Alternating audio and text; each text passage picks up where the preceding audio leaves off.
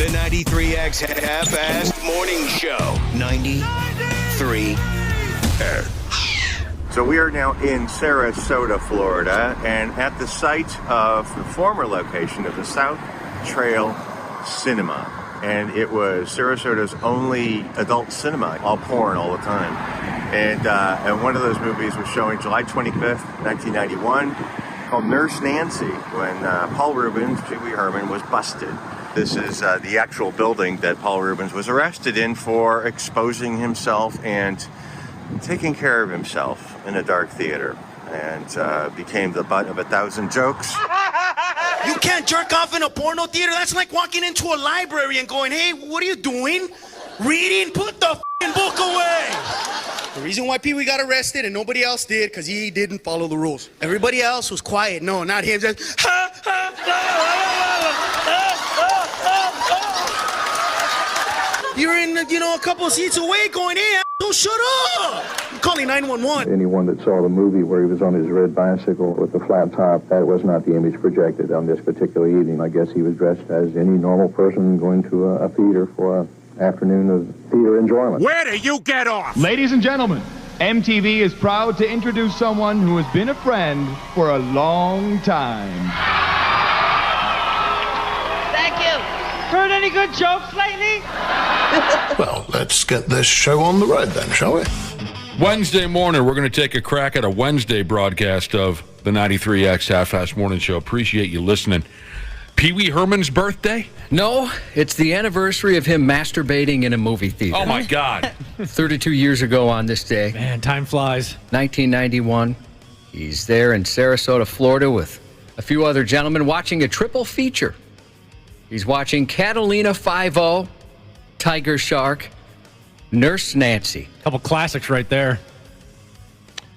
And somebody spotted him whacking it. There was a sting. And the really? cops got 3 guys whacking it, including Pee Wee Herman. Good Lord. I remember that being one of the first kind of news stories that my parents were kind of figuring out how to tell me as a kid who liked Pee Wee Herman. I'm like, well, why did you get arrested? How old were you in 91? 91, I was 6. You were 6, okay. And Pee Wee's Big Adventure was my favorite movie. I had it on VHS. We taped it off TV, and I watched it until the thing broke. And they were like, well, he did something inappropriate. Well, inappropriate in the eyes of your parents, at least. How's he doing these days, Paul Reubens? Oh, have you heard anything about? Is he healthy? Yeah. He's doing good. I forget the podcast. Waffle, you and I listened to the same podcast. He was on one not too long ago.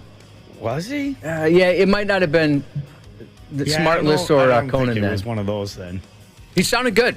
I'm glad to hear it. Yeah, and they had mentioned his comeback there at the MTV Video Music Awards, where he heard any good jokes lately. It was one of the best comebacks of all time. Yeah. Now I don't think it would. Well, maybe it would, but it doesn't seem like it would be as big of a deal. Like if so-and-so celebrity jerked off in the movie theater, then most people say, who cares? Back then, I mean, I get it. He was a child star, so that's different. Mm-hmm. But right. Well, a children's entertainer. Right. Yeah, you know what I meant. Yeah. Dang, he's 70 years old. Yeah. Wow. I'm glad that he's doing well, because really, honestly, Pee Wee Herman, that character is one of the most original and hilarious characters in television history. I really do think that show was awesome. He deserves more credit for his creativity, and that character was just a hell of a lot of fun. And it makes you think back. I mean, I know 1991 was, what did you say, 33 years ago? 32 years ago. Seems like yesterday to a lot of us. It makes you think, man, in 1991, there were still porno theaters, Yeah. It's not there anymore, the particular theater he got caught. Wouldn't you think that porno theaters have just been wiped off the face of the earth at this point altogether? Why would you got the internet? Right. Unless you want to masturbate with strangers, right? What would the point be? Right. I mean, obviously you had VHS tapes, DVDs, Blu-ray, all that kind of stuff, but with the internet, I mean, you could be sitting at work in the bathroom masturbating like our former coworker Ross did, right. just with your phone. Yeah, I would think they're all gone. but for a long stretch of time, even into the 90s, there were public theaters where you could buy a ticket and they'd show you porno movies. And I cannot, for the life of me, think of... I know there's probably some listeners out there who can tell me the names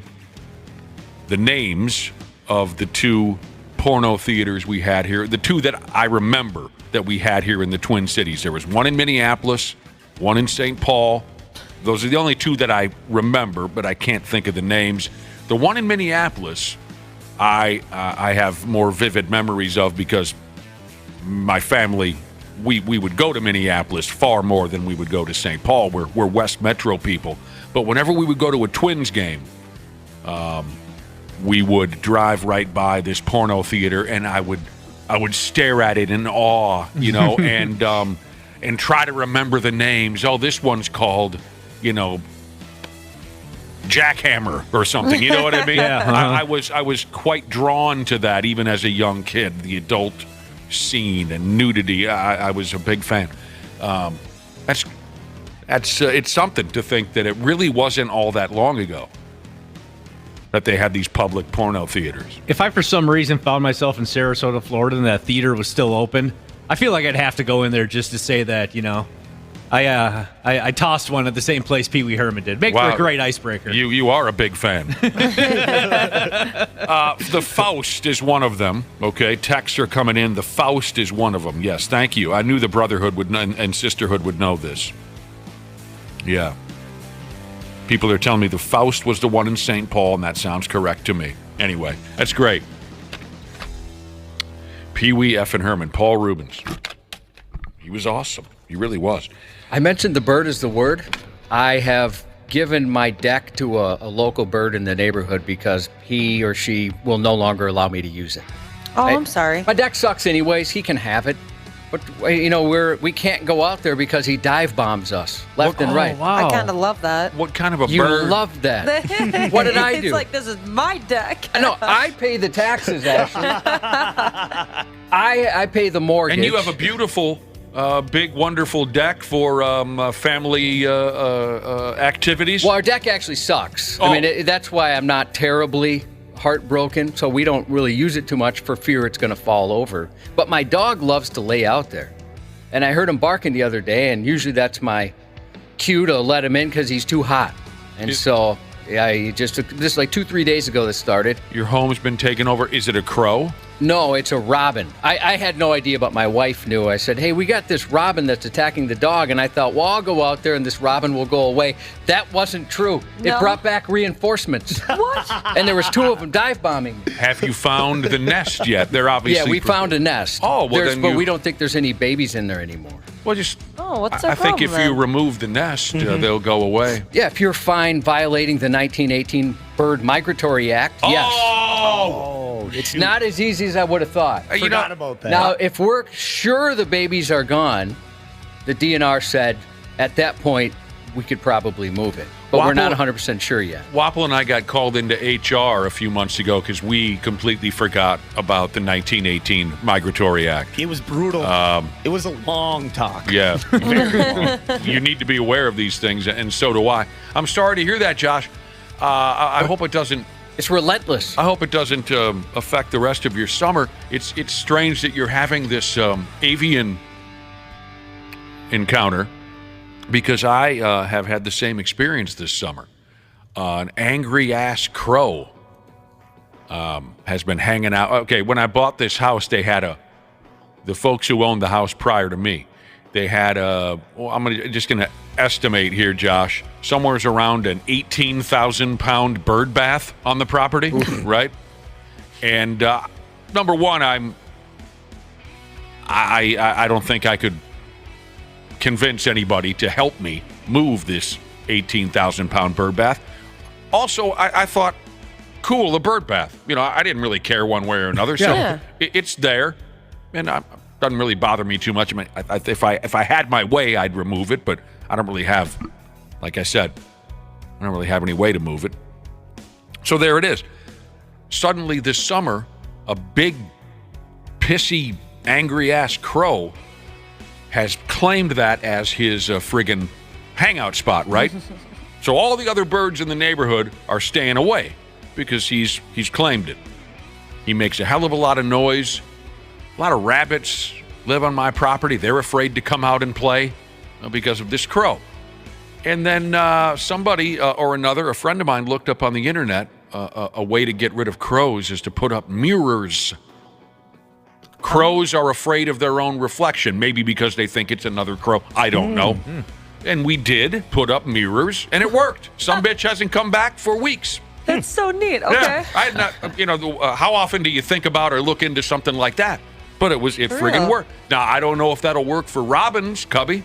I don't know. My wife was on the phone with the DNR, and they didn't, I don't think, well, at least if they did say something about it, she didn't say anything to me. You really made a phone call to the DNR? Well, because I had just said, well, let's move this thing. And my wife said, if you want to violate the 1918 Bird Migratory Act. And I said, what the heck is that? And I Googled it, and it's a real thing. And I thought, well, does that count with robins? I mean, aren't robins relatively common? It says, hell yeah, it counts for robins. I thought you were joking about a migratory act. It's legit. And so thank God I didn't do it. Like, I'm just going to broom handle this thing. I tried my best to I reasoned with it. I bribed it. Everything. This thing wouldn't leave us alone. Well, I mean, really honestly, do you think the authorities are going to race to your front door over the 1818 Migratory Act? Now that I've mentioned it on the radio, maybe. Yeah, maybe. Sometimes the DNR come kicking Josh's door in. On the ground now! Yeah, last year we had a barn swallow that was on our house by one of the windows. Who wants it? Anybody? No one. Okay, go ahead then. And the barn swallowed, you're saying? Yeah. Well, the cat, we would just leave it up there because there would be a family of birds flying in and out. And I'm totally lost. So did anyone else get lost when he said the cat? We just leave it up there. The cat loved to watch the birds go in and out of the bird home because it was right next to the window. Sure. So the cat loved to watch the birds go in and out. So we just left it, and the cat's just always. Oh, I love when The they do whole that. time. I've never heard a cat do that. Yeah, they always do when they're like in hunting mode and stuff like that. Isn't there a noise that they make when they want to hunt something but they can't get to it too? Isn't it like like a scream type thing? I don't know about. Are we talking that. about birds or cats now? Cats. Both. All right. Well, I'm sorry about your troubles, Cubby. Well, people are saying somebody's dealing out with bald eagles. We've got some in the neighborhood. Bald eagles. And that would be absolutely terrifying. Now, I have to admit, I'm not too intimidated by this thing yet. But once the other one just kind of, they called the reinforcement and they sat at a tree and just kind of stared at me like, what are you going to do, man? That's when I thought, all right, I'm outnumbered. Yeah, that's sketchy. Man. The dive bombing thing was kind of, and the dog that's out there that loves the deck, it's 185 pounds. It's a big dog. And they're not scared. I mean, obviously they're protecting their family, but this bird does not seem scared at all. Sorry to hear all that. Is your dog scared? He's too old to be scared. No, he doesn't even really realize it. Oh. He barked at it but most of the dive, he doesn't seem to notice or What's care. your problem? But he's pretty old and senile at this point. Okay. Years ago, Cubby, I had a big, giant, firm, beautiful-looking deck. You should have seen it.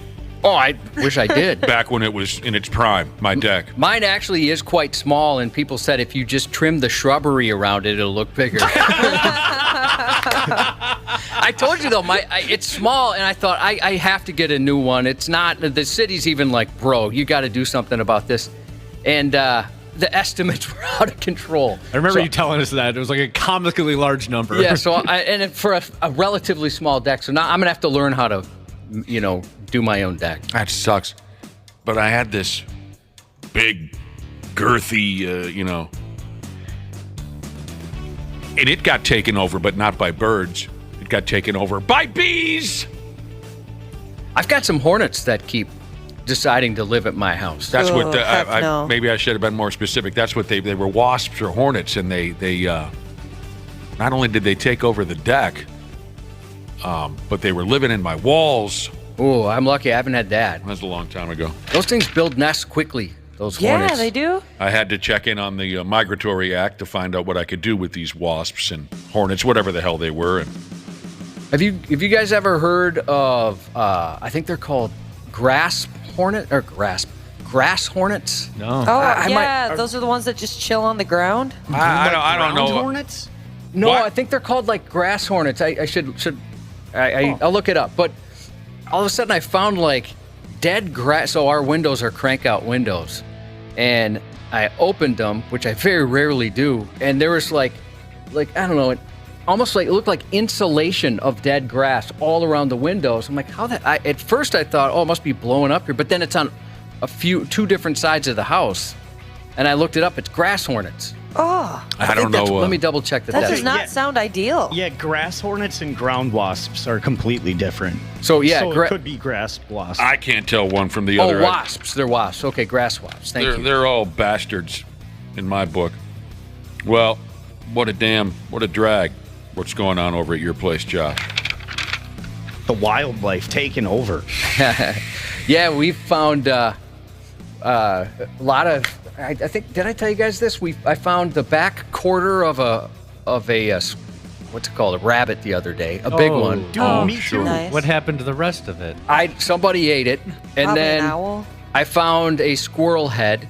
That's just this year. The past, I found a really large rabbit head under a bush. Like at first, I thought it was a stuffed animal that had been torn up, but not until the gore came out. Owl? Oh yeah, we definitely have an owl in our backyard. Oh yeah, he's ripping those things up. He's loud AF. He's having fun. We have a bunch of hawks that get all the rabbits by our house. I found intestines. I found a head. I found legs. What? And the dogs just always love it because I find them because they run over to it and they want to roll in it. Oh, gross. Gosh, dogs can be gross. They love things that stink. That's for sure. Nature's a mysterious thing, huh, everybody? It sure is. Crazy. It can be a violent world. Survival of the fittest. Dang, nature, you scary. How long can a wasp, like those wasps that lived in your wall? They were living in the walls. I could hear them. Yeah, that's terrifying. Yeah. Well, maybe terrifying is the wrong word. How long? What? Let's give you the heebie-jeebies. How long before they get squatters' rights and the cops won't let you kick them out? I don't know.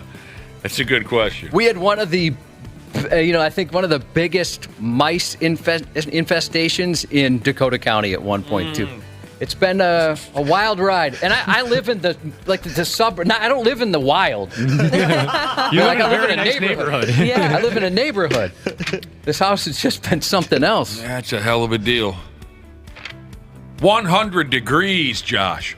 Yeah, the Channel 5 guy, Ken Barlow, was saying it's going to be the hottest day of the summer, and we're already up to 17 days in the 90s, and he said a usual Minnesota summer gives us 11. Is that right? Gross. I never would have been able to tell you that. Well, I couldn't either if it wasn't for Mr. Barlow. Because it seemed as if it was never going to get hot earlier this year. She's going to climb on up to 100 degrees today. Or if not, damn near. Real close. We're not built for that, Josh. The two of us? No. No. Well, maybe not at some all. of you are built for 100 degrees. We're not. This would be...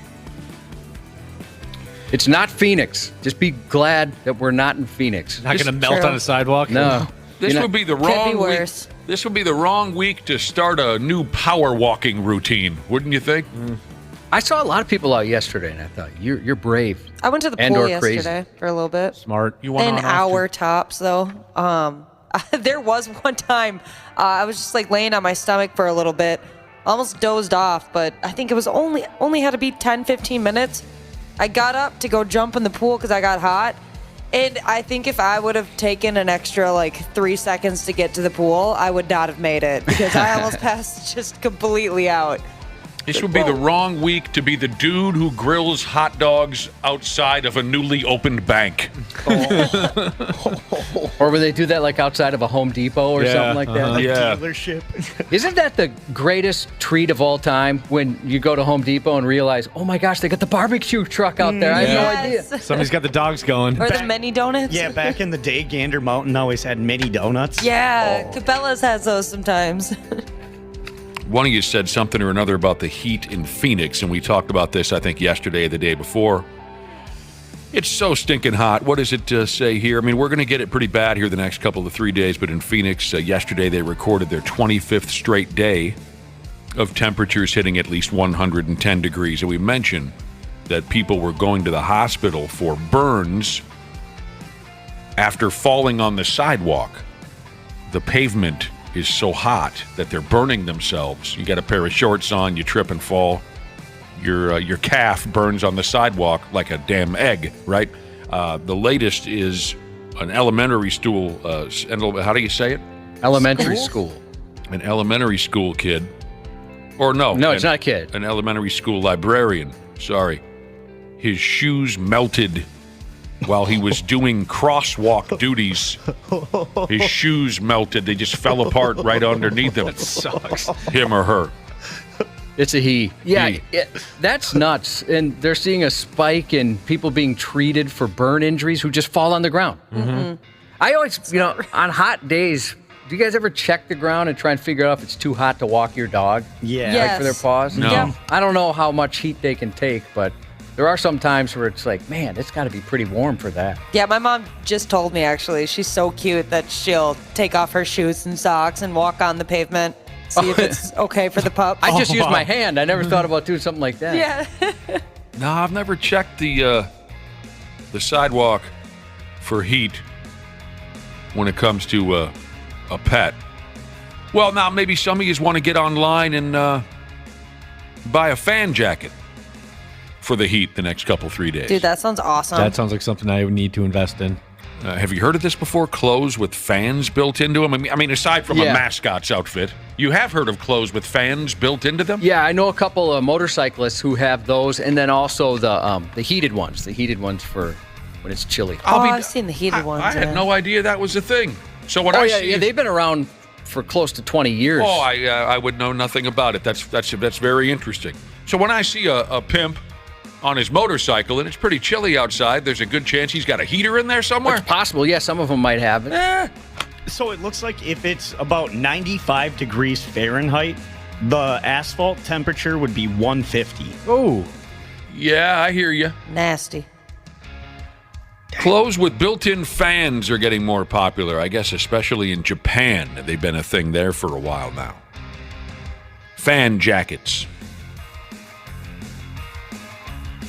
And if you're having trouble picturing what this might look like, and I love this bit.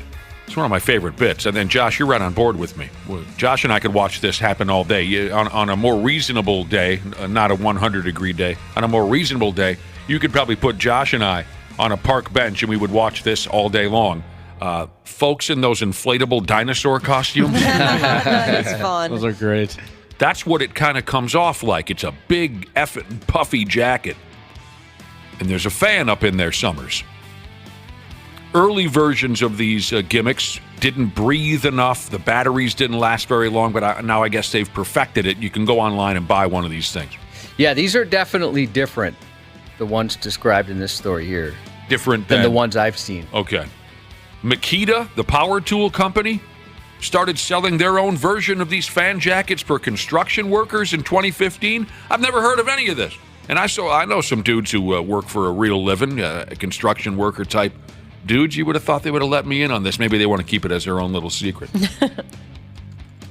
There's knockoffs all over the internet if you want to try to get a fan jacket to keep you going here in this brutality. Do you know why Makita's my favorite drill? I think I know the answer, but I want to hear it anyway. Well, what you can do is, instead of putting a drill bit at the end, you can add 3 picks and you can play a Mr. Big song. And Paul Gilbert, the lead guitar player, Mr. Big, one of my all-time favorite guitar players, said for whatever reason the Makita drill just sounded the best when he would just pull the trigger there, put it up next to his pickups and make some cool sounds. Catfishing Jesus has texted in about the fan jackets. He said it makes you look like the Michelin Man. Oh, that's a good comparison. And if you catch the coat on anything sharp, you're going to deflate. Is that true? No, that would be embarrassing.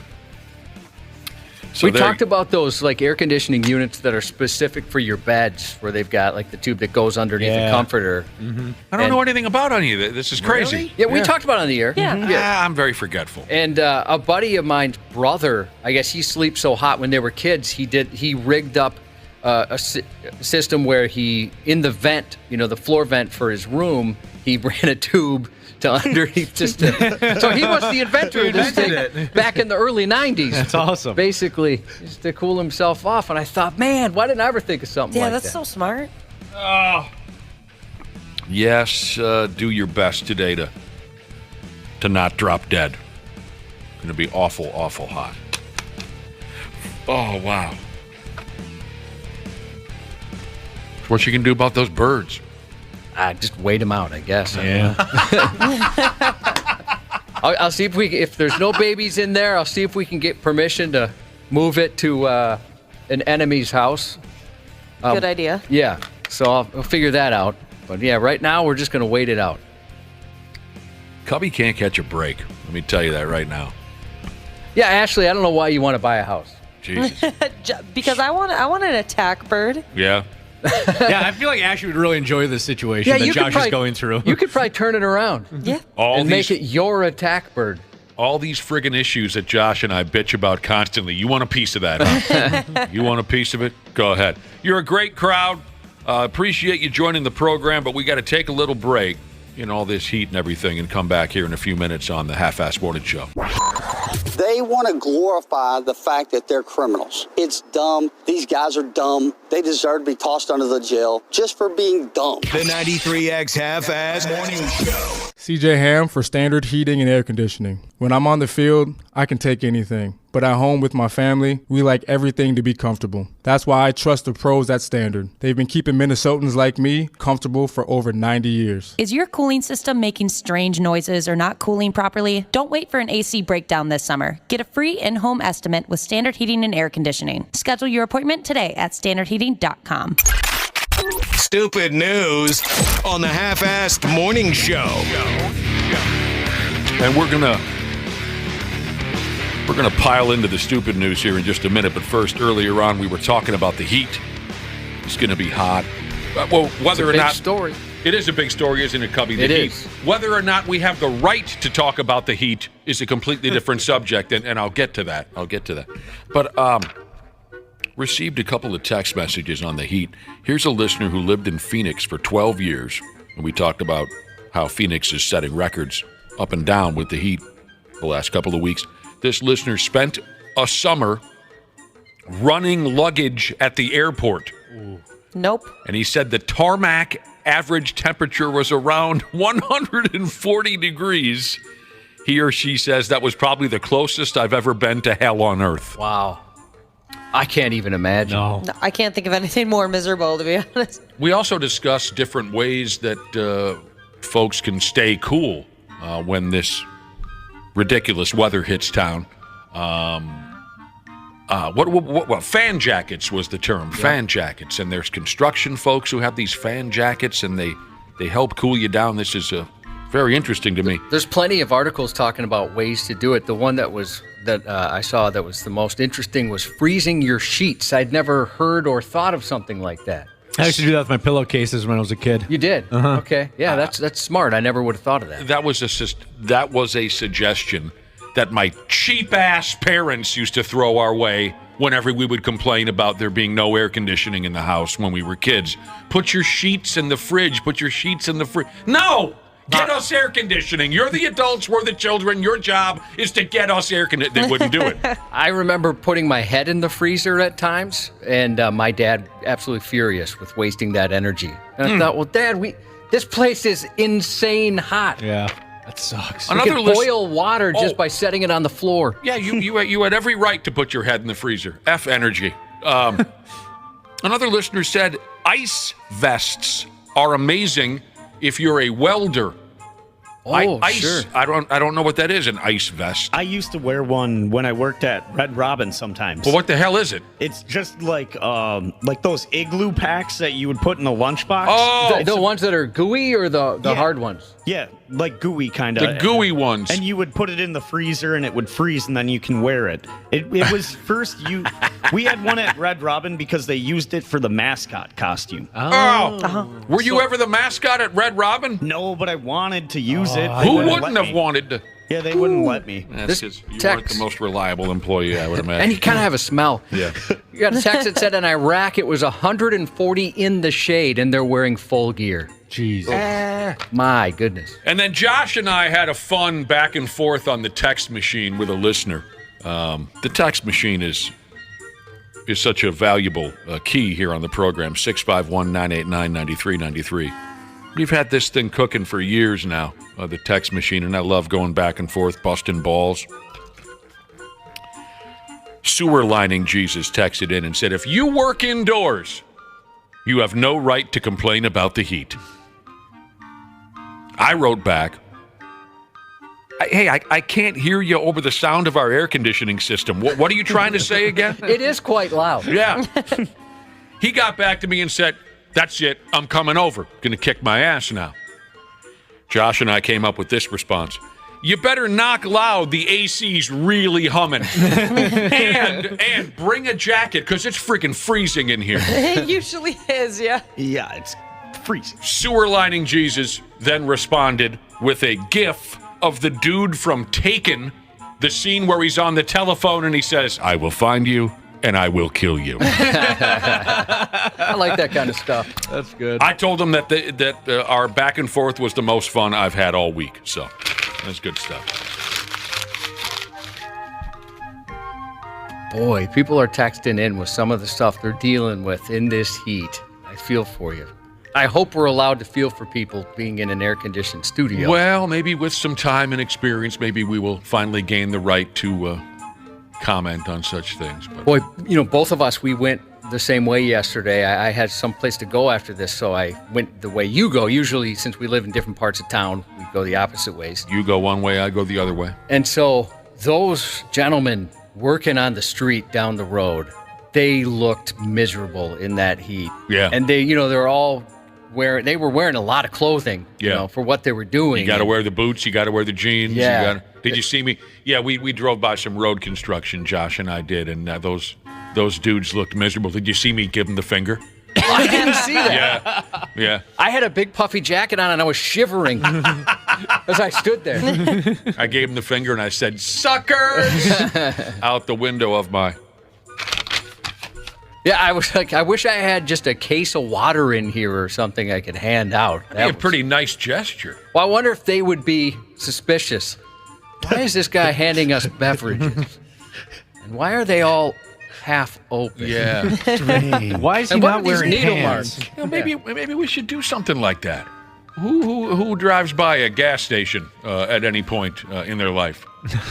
Time or two, yeah. I do. Have you? I drive Have you? past a Quick Trip in the morning. Why don't you grab a couple of cases of water and we'll dump them off on these derelicts that are doing road construction here in the neighborhood? That'd be fun. Yeah. I'm sure they'd like that. Well, I don't know. I hope so. Josh I said don't maybe know. they'll be suspicious. Well, they'll throw it back and be like, what? I want Gatorade. I don't know. You do the dropping off, Ashley. Then they'll go, whoa, look at this now. We got a little blondie coming over to the... if Wapple does it, they're going to call the cops. I wouldn't have clothes on. Why wouldn't you have clothes on? That's just how I do it. Oh. That's how you roll. Yep, that's how I give out water in the heat.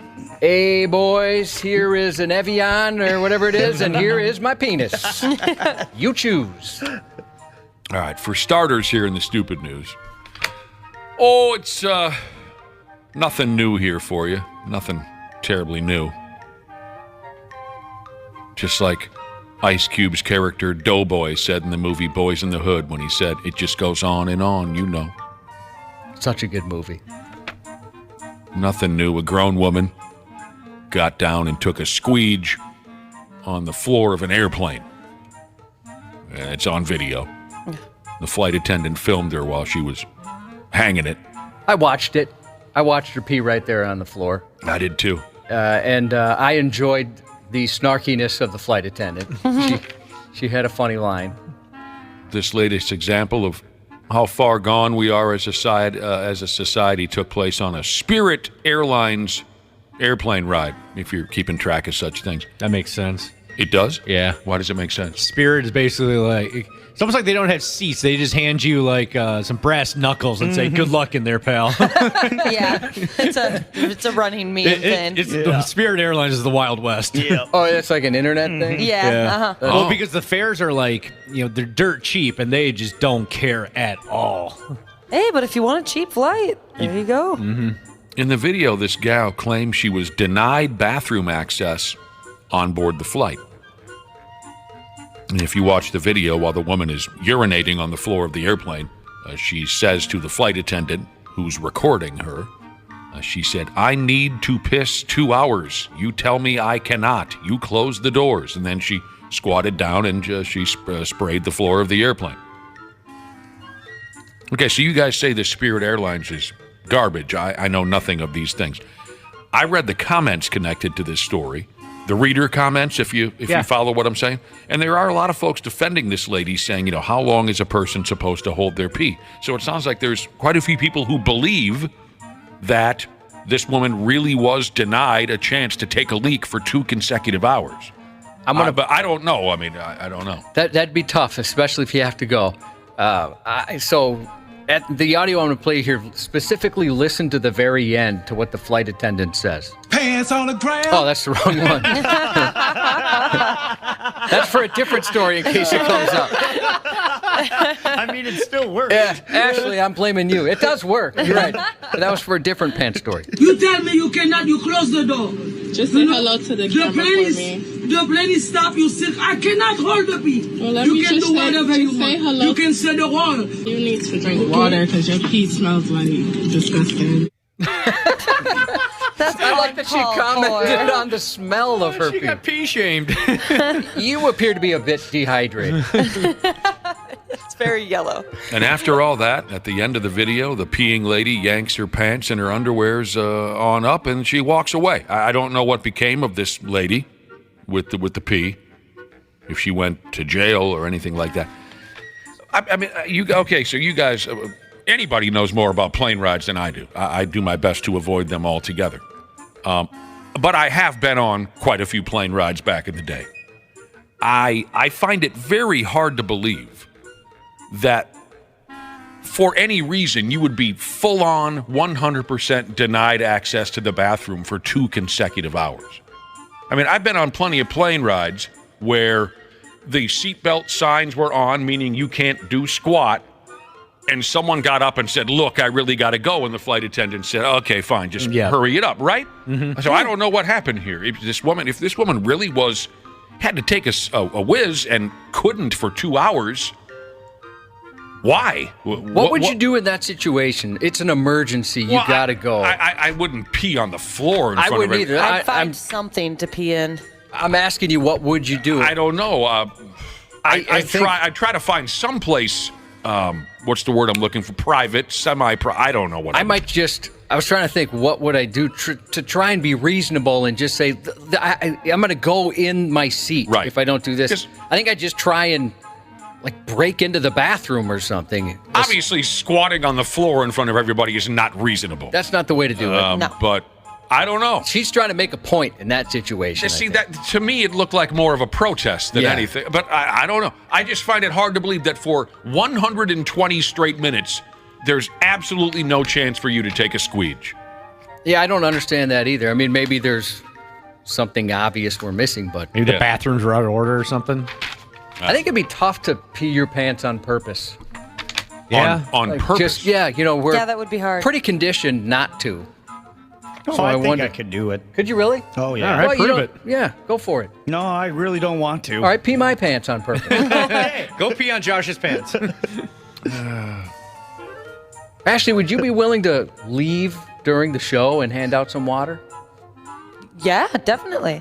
You seem pretty excited to leave during the show. Maybe we could check in with you or something. We could discuss this off air, possibly, but might be nice. People working outdoors say it's appreciated. You know what else they like? They said popsicles. Oh, everybody loves a popsicle. I thought they were going to say cocaine or something like that. Yeah, something a little bit more rough. You know what else we dig? Cocaine. Man. Here's a suggestion where to go. Barf bag. I haven't been on a plane in 14, 15 years. I forgot they had barf bags on. Yeah, or just out the window. I was get a big thing of Gatorade, so I'd probably just try to pee in the Gatorade bottle.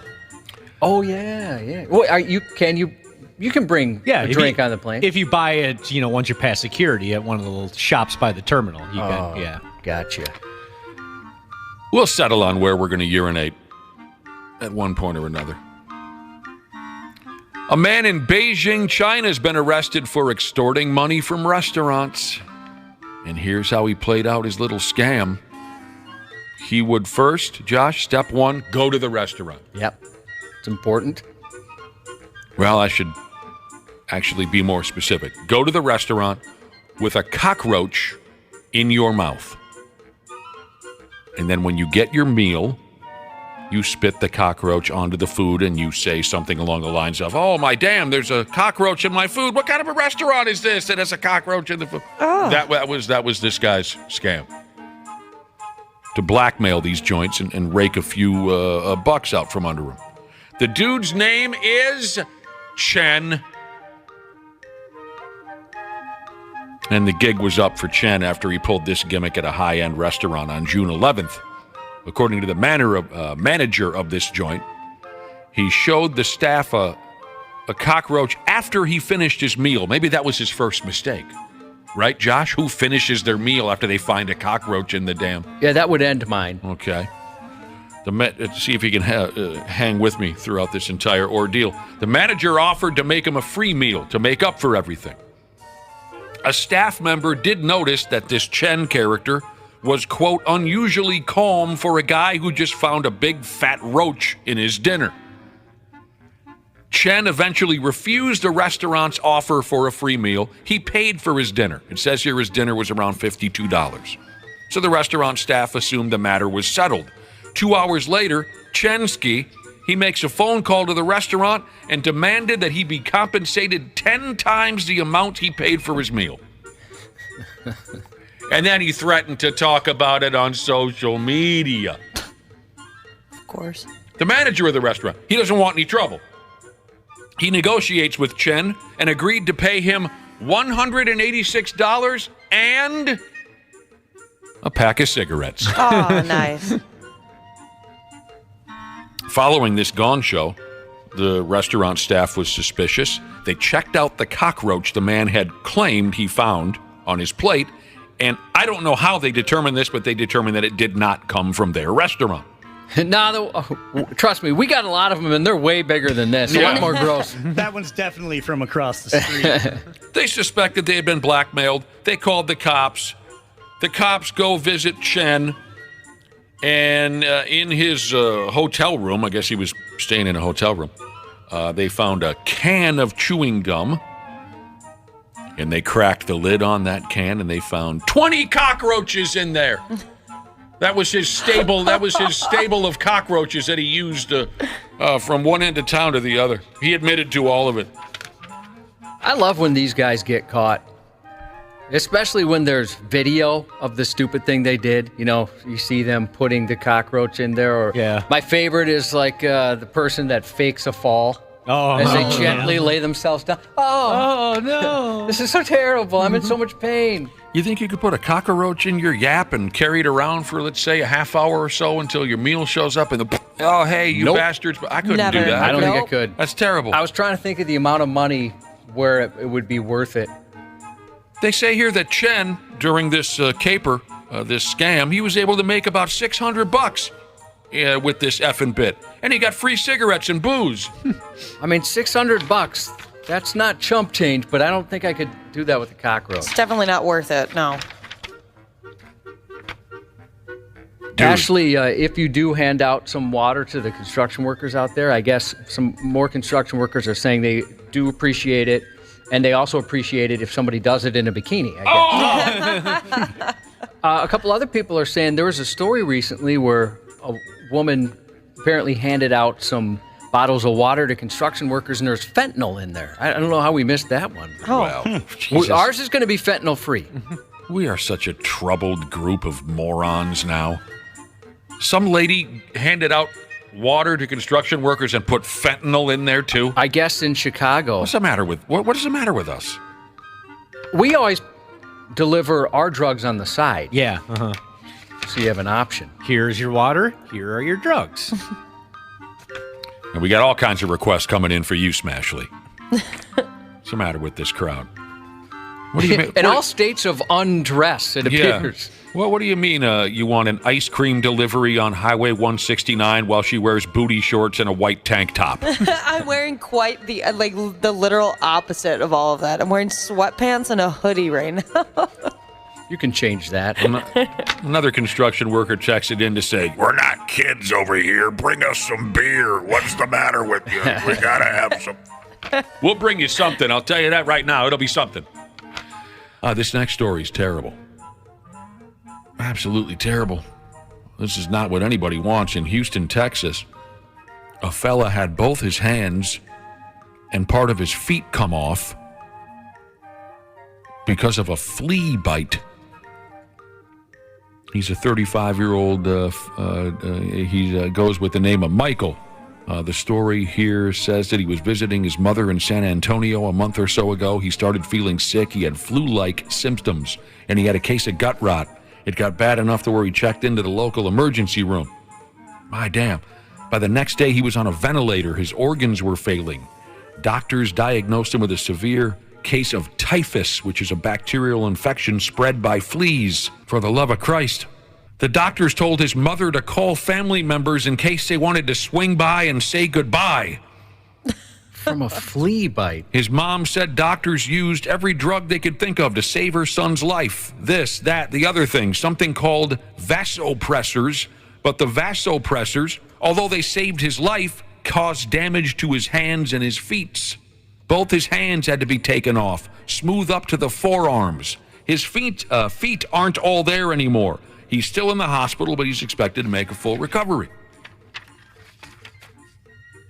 A doctor named Catherine Troisi, who knows all about infectious diseases and this and that, she said that this case of typhus has been on the rise in Texas in recent years. It's spread by fleas that are infected with bacteria. The fleas can be found on, and maybe if you're someone who spends some time in Texas, you're hoping I'm going to say the fleas can be found on some rare animal in that part of the world that you almost never come across. No, the fleas can be found on rats, cats, possums, other animals.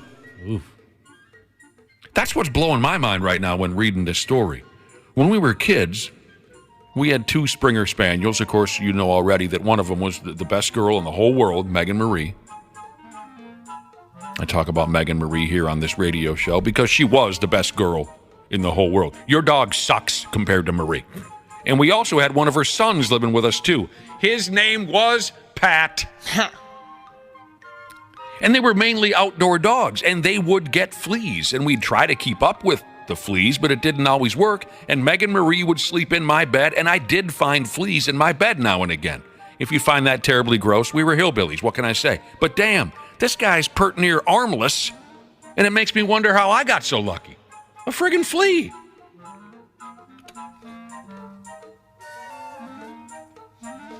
Yeah, that's something I've never heard of. No. No clue.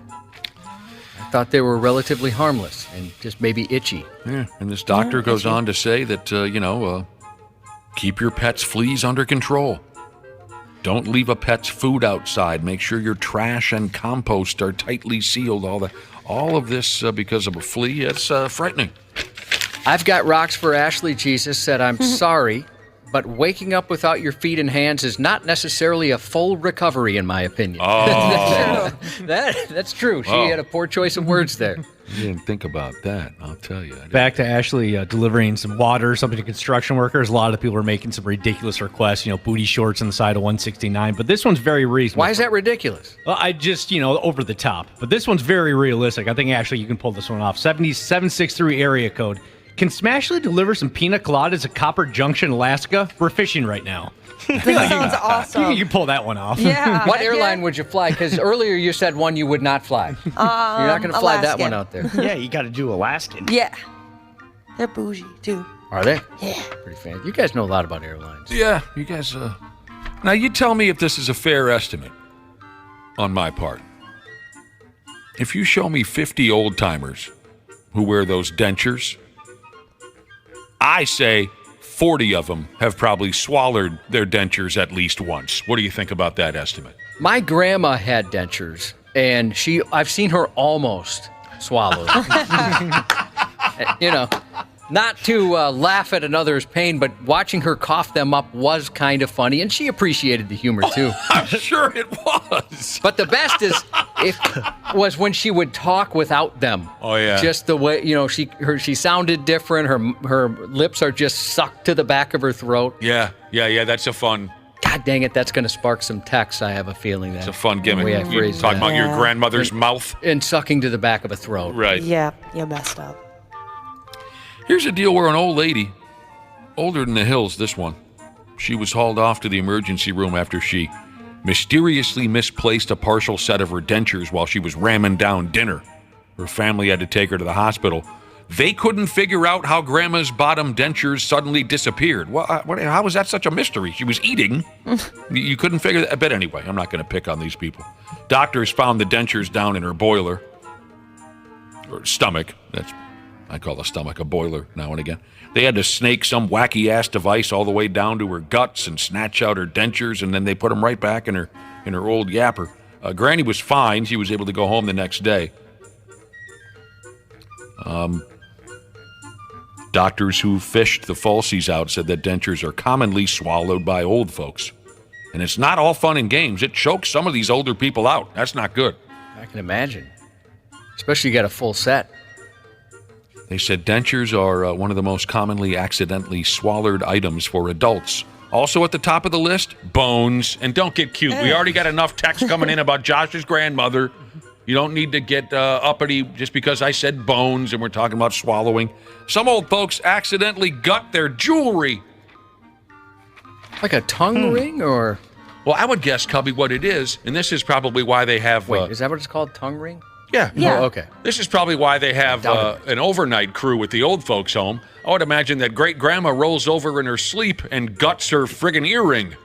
Oh, yeah, the earring falls out or... Yeah. Or maybe she's one of those older folks where the ears are like now down to the shoulders, that type of thing. My grandma on my dad's side, she had some ears. By God, she did. My wife's there. The earlobe, it was massive. Massive earlobes. I think I have. Do I have large earlobes? I think I. Yeah, you look larger. Yeah, I think I not inherited. Not where you'd look at it and go, man, those are wild. What do they call that? Genetics or something? Yep. Got a female construction worker who's checked in on the topic of people delivering water on a hot day. She would like some water delivered, but by a Minneapolis firefighter, which we understand. Hey, we've seen them. They came, they rescued us several years ago, and it was embarrassing, the response from people in this building. Everyone swooned. You know, I'll tell you this. I'll go ahead and say it. If there are some female construction workers out there that want a show, I'm willing to put one on. Well, you're a giving guy. You know, deliver a case of water and maybe a pair of Daisy Dukes, whatever. I'm willing to be that guy. Slightly below average Jesus said he has his tongue pierced and he swallowed his tongue rings many, many times. All right, where do you want to go with this? Because we're almost done. I thought the next one would piss you off. You want to go pretty with greatly. I'll say it again. There are a lot of dangerous, terrible drugs out there, by damn. But what's the most powerful drug going right now, in my opinion? Attention. Attention. From one end of town to the other, people will do anything for a fix of good old-fashioned attention. Here's a situation where I think my statement applies. A gal said she won the $1.8 billion Powerball jackpot. She said she did, but she didn't. She was lying and just wanted to be on television. Here's her reaction when she fake won.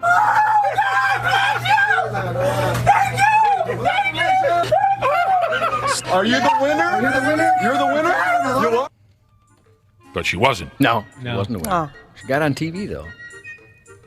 Now, I don't follow these things. All I do know is that Grandpa lets me hold the remote after we watch the Powerball. But the word is that this latest Powerball jackpot is the third largest pot ever. Can anyone confirm that? I don't. That's what I had read. Okay. I'd imagine the fact that everyone is present and accounted for, none of us won? No. And like you heard in the audio, there's video going around of this lady crying tears of joy, screaming her ass off at the store where the winning ticket was sold. So the winning ticket was sold. We know that much. She's going mental.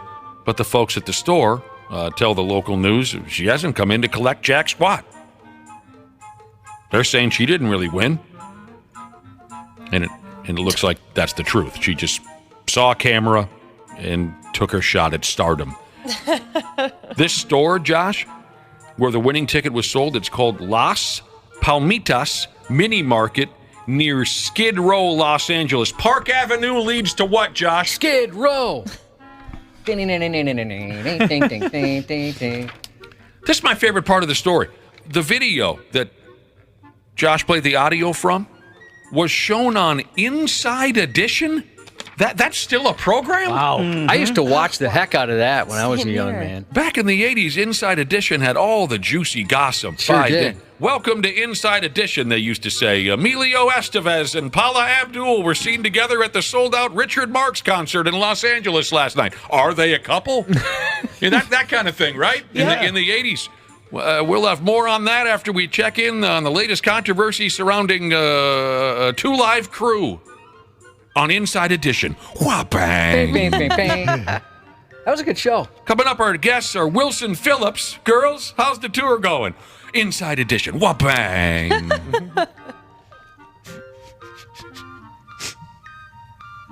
I don't know. So this lady's faking it.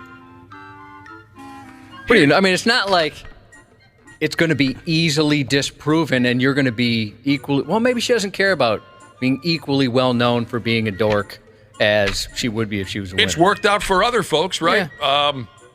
Just being a clown has... What's that gal's name again? The Catch Me Outside woman or something? Catch Me Outside girl? Yeah. Hasn't she become a... Oh, yeah. She's a multimillionaire. Yeah, she made a bunch of money just from being terrible. A douche.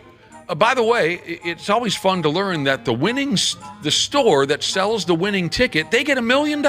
Yeah. Yeah, depending on the size of the jackpot, right? They get some cash. And the owner of the store says he's gonna take his family on vacation. For him.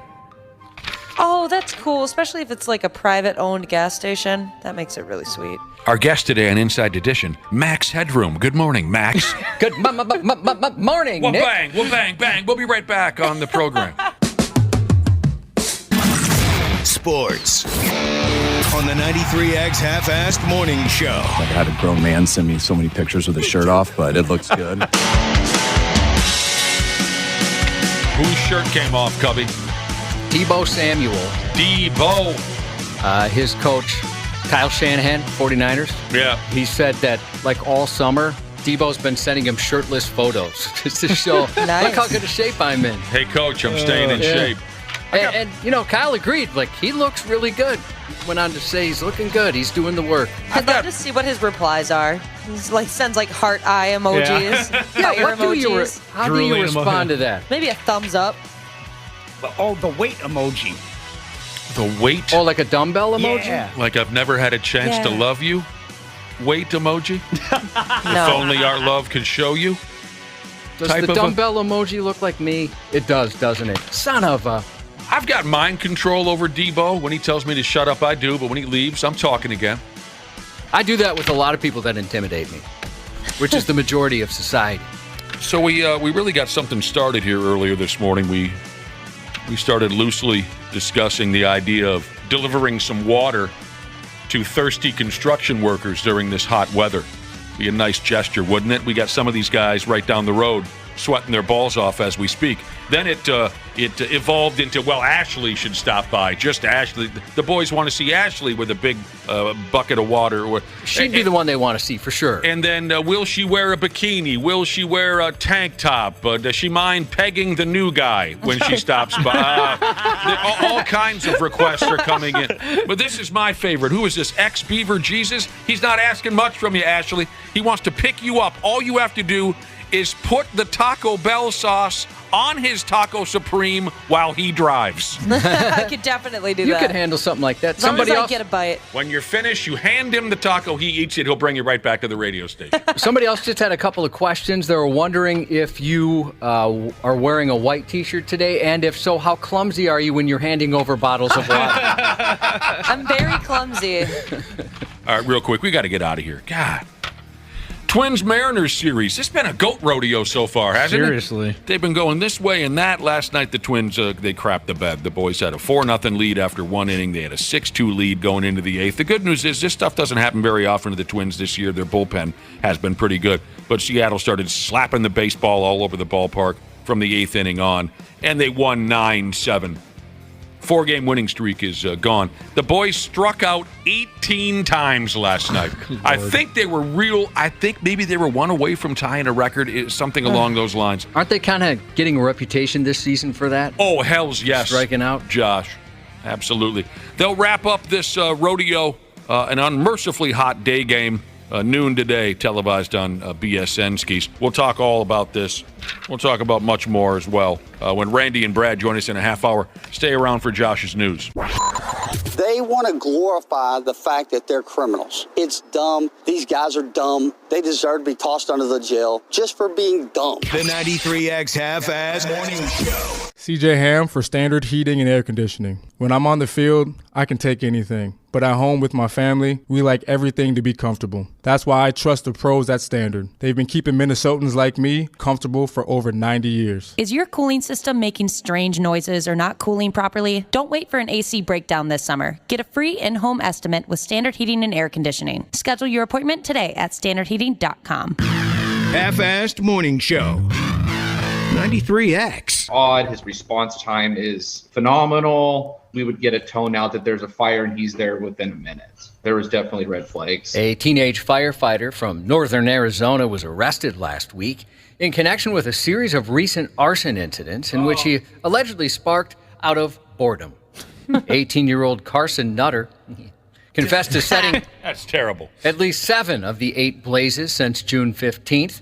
Nutter, a volunteer firefighter with the Ash Fork Fire Department, said he set the fires out of boredom, retaliation against a former employer, and chasing a thrill, police said. During his confession, he also said he targeted some of the homes because they were, quote, ugly. You were ugly. He's facing several charges. Luckily, some of those homes were abandoned. He didn't like them. You think that fire department's going to hire any more 18-year-olds anytime soon? No. I think maybe they'll revisit the policy or maybe vet them a little closer. That's crazy because most firefighters, I don't know how it is there, but they have to take a psychological exam. How did he pass that? Oh, man. I got a couple buddies that are firefighters. I bet that they skipped the psychological exam. They missed that day. Now, don't get me wrong. It's probably a tough gig having the last name Nutter. Yeah, I'm sure that affects you in certain ways. Tough gig. The California Sheriff's Department arrested a Chino Hills man for posing as a firefighter and, in fact, creating an entire fake fire department. 42-year-old Andrew DeBoer allegedly went to great lengths to carry out his con. During a search of his home, investigators recovered a fire investigator identification card, badges, decals, and uniforms with patches from the Santa Muerta Fire Department, which isn't real. They also found firearms, soft body armor, and a duty belt.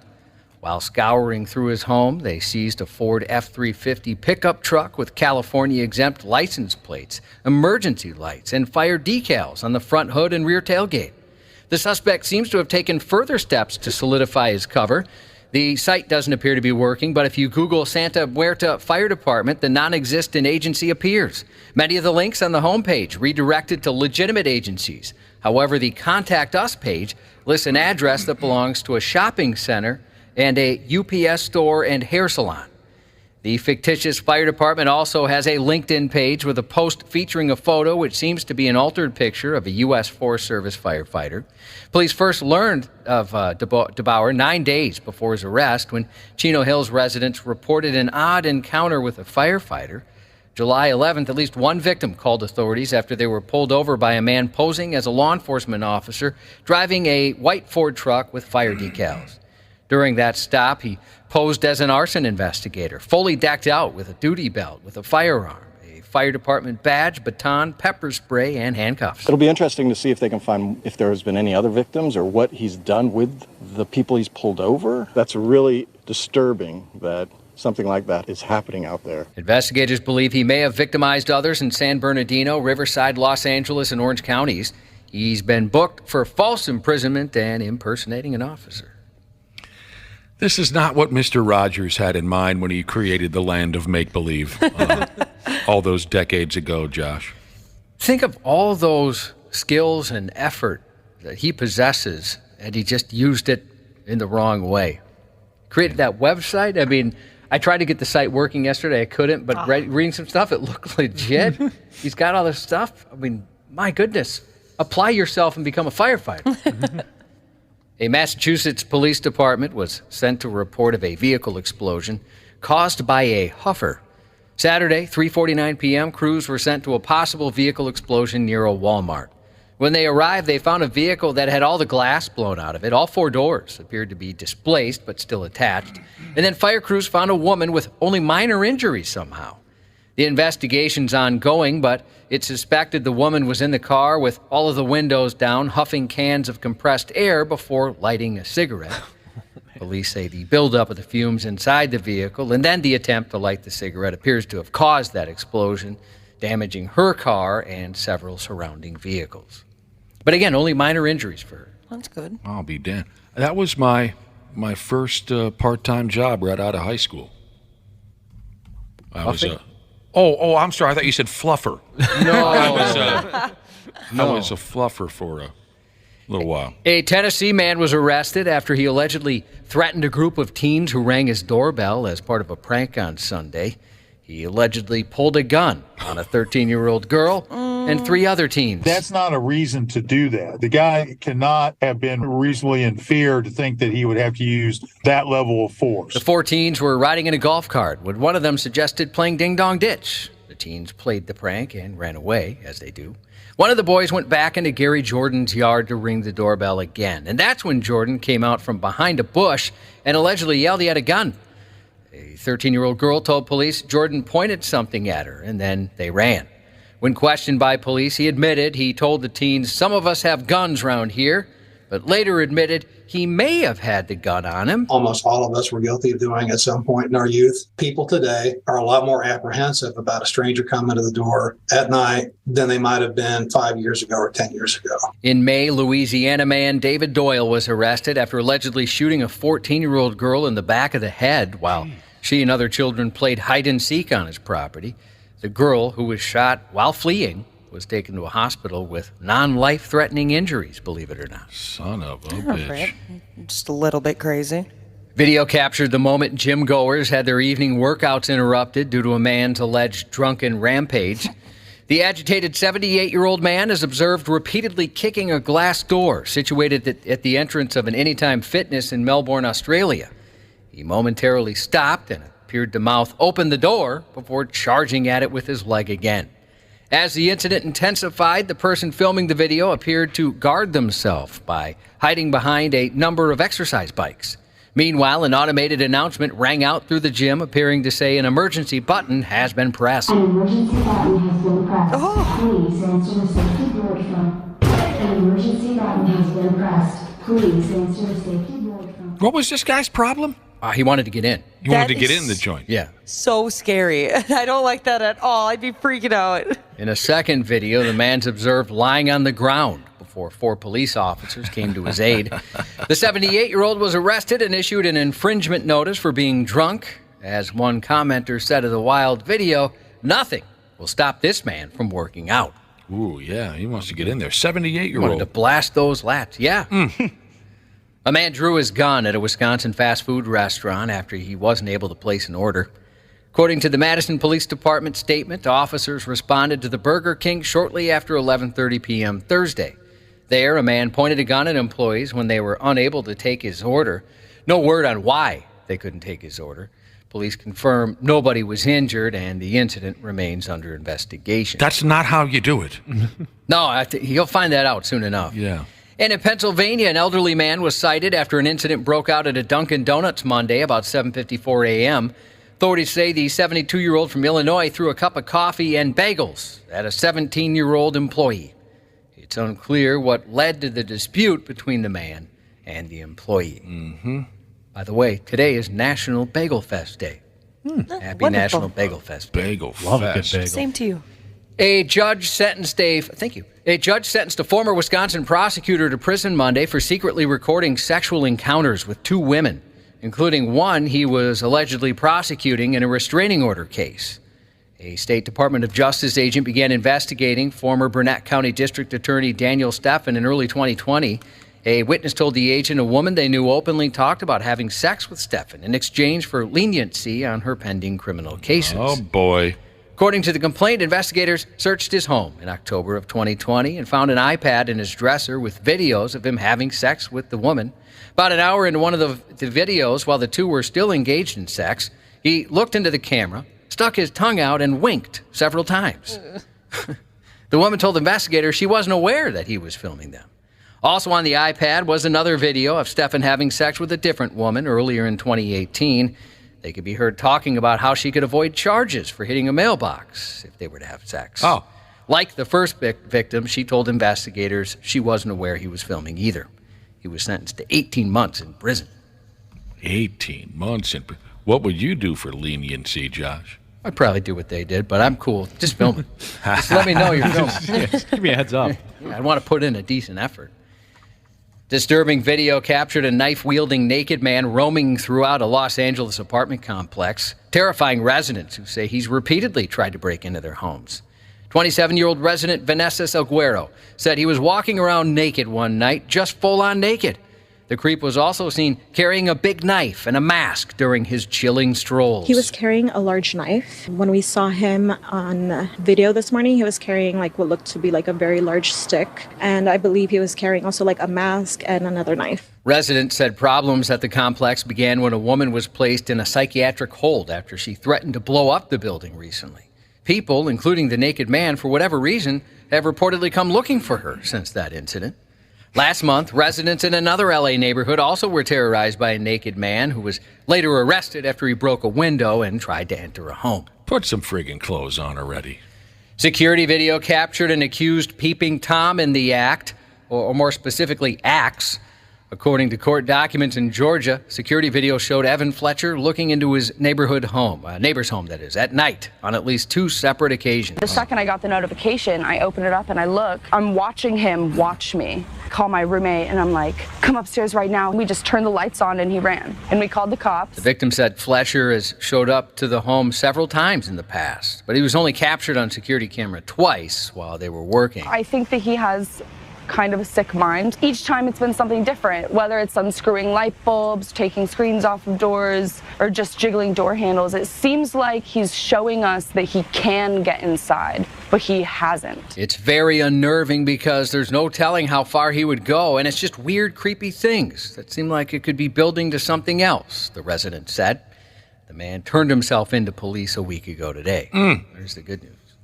A Florida man was arrested after deputies say he sprayed a woman in the face with a garden hose during an argument over property lines. Investigators learned 62-year-old Jeffrey Rutfield yelled at a woman and sprayed her in the face with the garden hose for allegedly being on his property line. Deputies said they reviewed the evidence, which determined the victim was not on his property. They also said he followed the victim in an aggressive manner. You think your neighbor's a dick. That's funny. You're on my property line. What the hell? Who talks like that? Oh, my bad. That's yours. Sorry. A man who allegedly told police he decided after a day of drinking to take a vehicle from a Ferrari dealership in Salt Lake City hit 4 other cars while trying to leave, and now he's been arrested.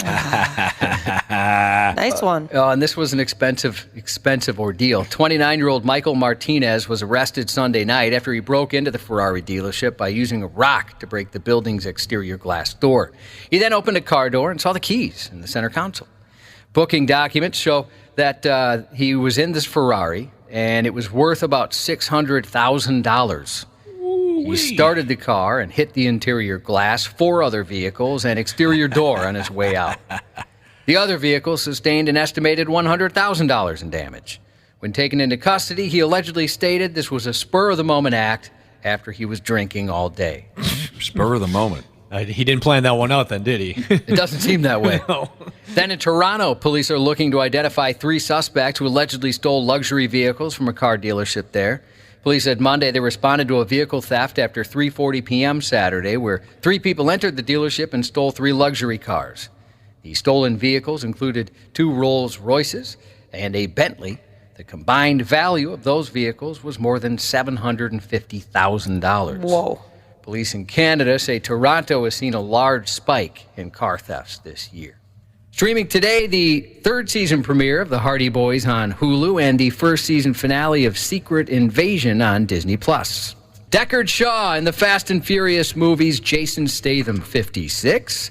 Deckard Shaw's mom in the Fast and Furious movies, Helen Mirren, 78.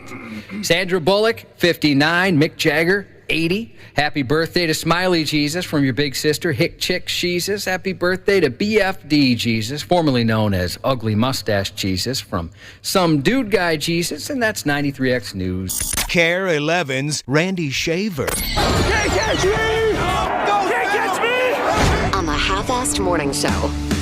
Bronny James, son of basketball legend LeBron James, collapsing during practice at USC after suffering cardiac arrest. The 18-year-old college freshman rushed to the hospital. The rescue from conscious, 3400 South Figueroa. Tonight, the James family says Bronny is in stable condition and out of the ICU. We don't know what caused his arrest at this point, and he will undergo extensive testing in the next few days, I'm sure, to get to the bottom of this. The spokesman adding, LeBron and Savannah wish to publicly send their deepest thanks and appreciation to the USC medical and athletic staff for their incredible work and dedication to the safety of their athletes. Well, here goes Randy Shaver and Brad Ryder. Hello, gentlemen. Good morning. Good morning. Ain't that a scary effing thing right there? Boy, you bet. Yeah. Absolutely. Yeah. Frightening. LeBron James' son, Bronny, rushed to the hospital, suffered cardiac arrest during basketball practice. He's in stable condition. I think I heard some statistic yesterday that if you have cardiac arrest outside of a hospital setting, your chances of survival are about like 20%, I think. Oh, wow. I never knew that. They had the right staff there for him, that's for yeah, sure. You got really lucky. Pretty serious stuff. It sounds like they've been through it before. This is like the second one in a year. Yeah. They had a player last year. Less than a year. Yeah. I'm sorry, it's the second time in the year what? That it's happened at USC to a player. That's right. That a player at USC has gone into cardiac arrest. A basketball player or an athlete across all? No, a basketball player in the same arena, same place. Jesus, what the hell? Bad luck. Well, that is a horrible thing, but we understand the kid's doing okay. Bronny James, at only 18 years old, he has a friggin'... Well, it's different than a heart attack. It's going into cardiac arrest. I think it's different than a heart attack. That is correct. Yes. And also, I didn't... maybe I knew this and forgot. So, Bronny James is good friends with Shaquille O'Neal's son, Sharif O'Neal. Yeah, I do remember this now. Sharif, who's, 23, had surgery a few years ago to fix a heart problem of his own. And, of course, it makes guys my age, Randy's age, Brad's age, Cubby even, remember guys like Hank Gathers and Reggie Lewis. Right. Absolutely. Which were tragic. Died yes. from heart issues playing basketball. Yes. Makes me think of Sergei Zholtak, one of the worst stories ever. Oof. Yeah. Yep. Sergei Zholtak, slick player for the Pigs back in the early days, and he dropped dead in the locker room playing overseas. He's playing overseas. Yeah. Was he the guy that you have a urinal story about, related to him, not him specifically? Wasn't he the player? Yes, it was. Terrible, terrible story, but it did bring about a light moment. Oh, what year did Sergei Zholtak die? Let's look it up. It was quite a few years ago. It was during the off season for the NHL. He's playing in Europe. The story I heard is that he died in Darby Hendrickson's arms in the locker room. That's the story I heard. And I'm sure somebody can confirm that or not. It was terrible. That's what I'd heard as well. So what year did he die? 2004. 2004. The following season, me and Big Al went off to a Pigs game. Sergei Zoltak dropped dead in the off season. The following season, Big Al and I are at the Pigs game. We're in line for the men's John, and everyone's in between periods. In between the first and second period, and it's only natural. There's some fellas in the pisser line talking about the game. The power play needs shots on goal, this and that. And some guy in the line says, "What the hell is Jacques Lemaire's problem? I mean, Zoltak, he has a great year last year. He's not playing him. He's not playing the guy. No. Zoltak goes, he's got this many go, and he's just not playing the guy. I don't get it." And Big Al and I had to say, Zoltak, he's dead. They buried him. And the guy said, he felt so foolish. The guy said, "Jesus, balls, I had no idea." What? When did this happen? He didn't know the story. How small would you feel? Oh, and I already feel small at a urinal. Yeah, I can't you do, imagine saying something like that. Was it one of those things where everybody was aware what he said? Everybody knew? Like they're looking at him like, "Bro, we got something bad to tell you." I think because it was just a noisy atmosphere. I think Al and I were the only ones to hear him say it, so we were the ones. He felt like an absolute ass clown for opening his mouth, but you know how sports fans get passionate. All right, so normally Randy Shaver is at the old folks' home with his fancy home studio, but we're hearing you over the cell phone, Randy, and you wanted to wait to today to tell us what it is you're up to. Well, I'm out in San Diego, California this morning. Okay, should that be a solid hint as to what you're covering out there? How about if I tell you that CARE is celebrating a milestone this fall? You're hanging out with that Paul Majors guy. Yeah, I'm meeting up with Paul today. Yep. From the entire Channel 4 News team, I'm Veronica Corningstone. And I'm Ron Burgundy. Go yourself, San Diego. All right, again, for you younger people, you're saying, who the hell's Paul Majors? If you're an older person, you know that he was... legend. I thought he was kind of overrated, to be honest Paul with you. It's one of the funniest guys. He was the lead anchor at CARE 11 for many years when Randy was doing sports, and you guys are tight. So it's what's the deal exactly? What are you doing out there? Well, CARE is celebrating their 70th year this fall, and so we're doing a bunch of different stories and spending a week celebrating that. And so you really can't talk about CARE's legacy without talking about Paul. And so they sent me out here to sit down with him, do an interview with him, put a story together that'll run in September for the special. Oh, so that's kind of cool. I know you guys were real tight, and I know also when you guys get together, you guys drink. Heck yeah. Sea breezes all over the place. Yeah, well, that won't be happening this time, as you probably know. Is he also in assisted living at this point, or like yourself? Well, if you're referring to spending the summer in a beach house on the ocean as assisted living, I would say yes. Is he still as handsome as ever? I'll find out today, Josh. Oh, you haven't seen him yet. But I'm sure my heart will melt. He has that effect. So will we see people like Pat Miles? What other kind of former coworker? Awesome. Yeah, she's great. we've chased down some other people that were part of CARE's story from way back to most recent. So yeah, it'll we'll have more. I'll talk more about it when we get closer to when all this is airing. But it's going to happen in September. Well, that's kind of nice, Randy Shaver, to see your old. What's the word that folks use at the bars? He's the one that wingman. Your old wingman. He's the one that named me Hog Donk, so he's the originator. Yeah, because you're an Iowegian, so we called you Hog Donk. Correct. Yeah. Right. The old wing. What kind of damage did you two boys do back in the early 80s when you would hit... legendary. What was that? It was... Yes, go ahead. They go down to Bullwinkle's or... Yeah. What was the joint... right by Met Center back in the AWA the wrestling. Thunderbird. The Thunderbird Motel.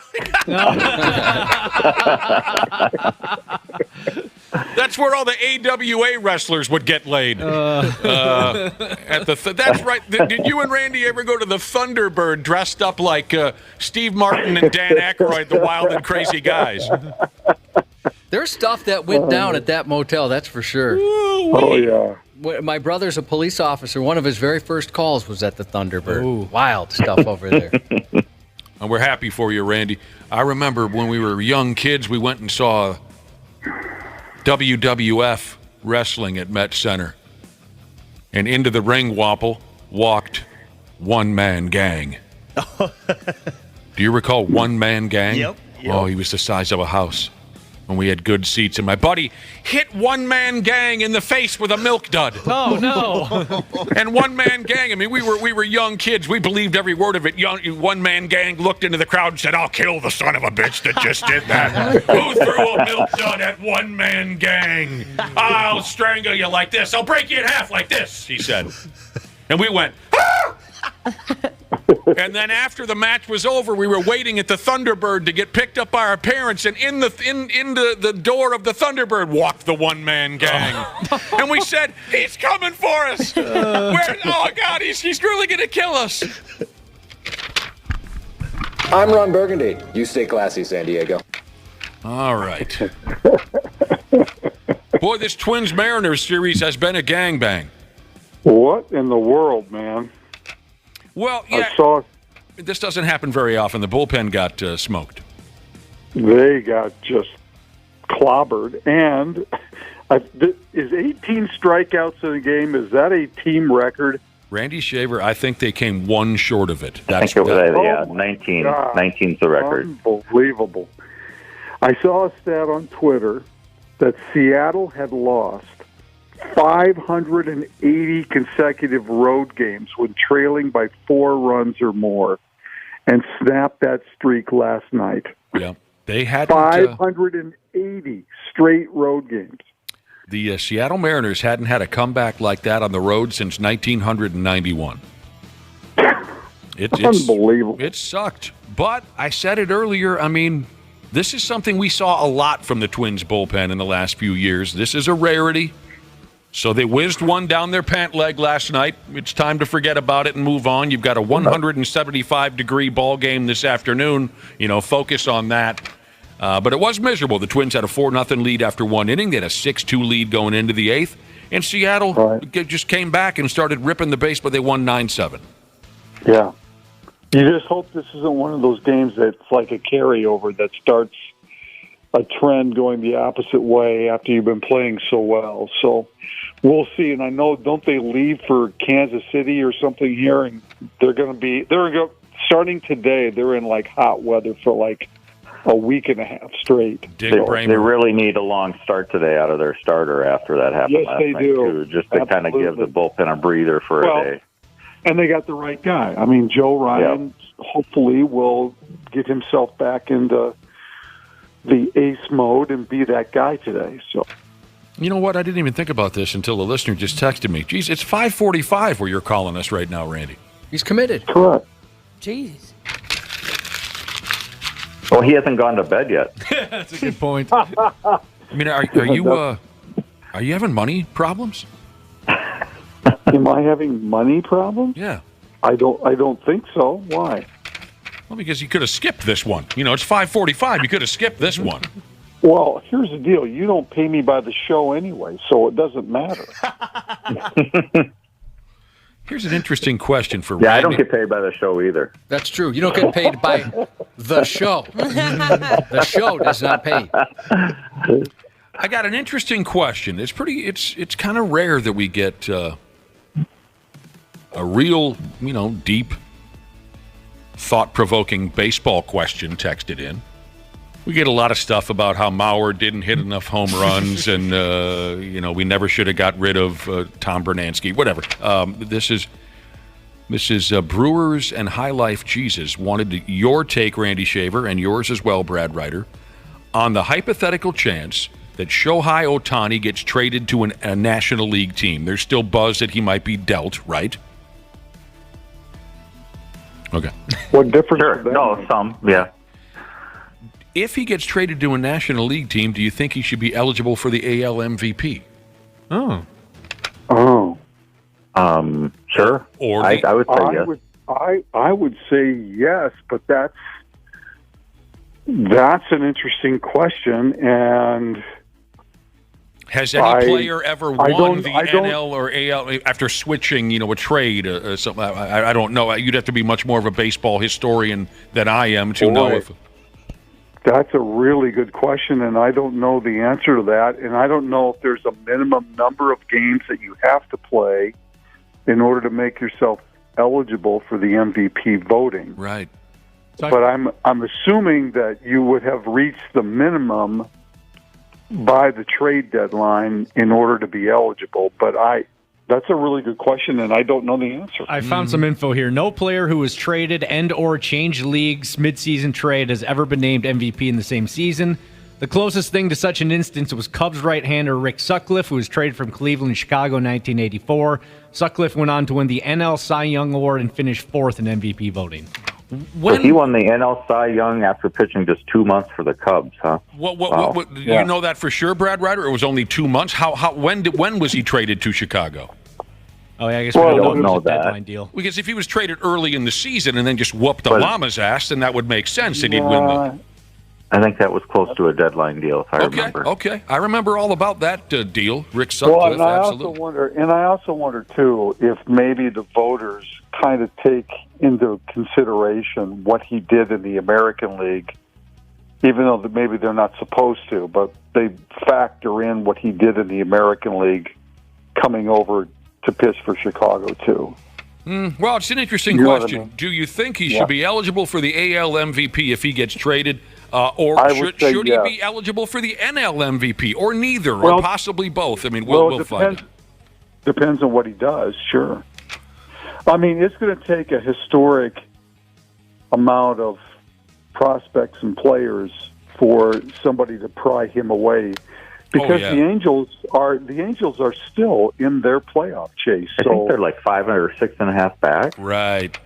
Yeah, I don't know if he's going to get dealt.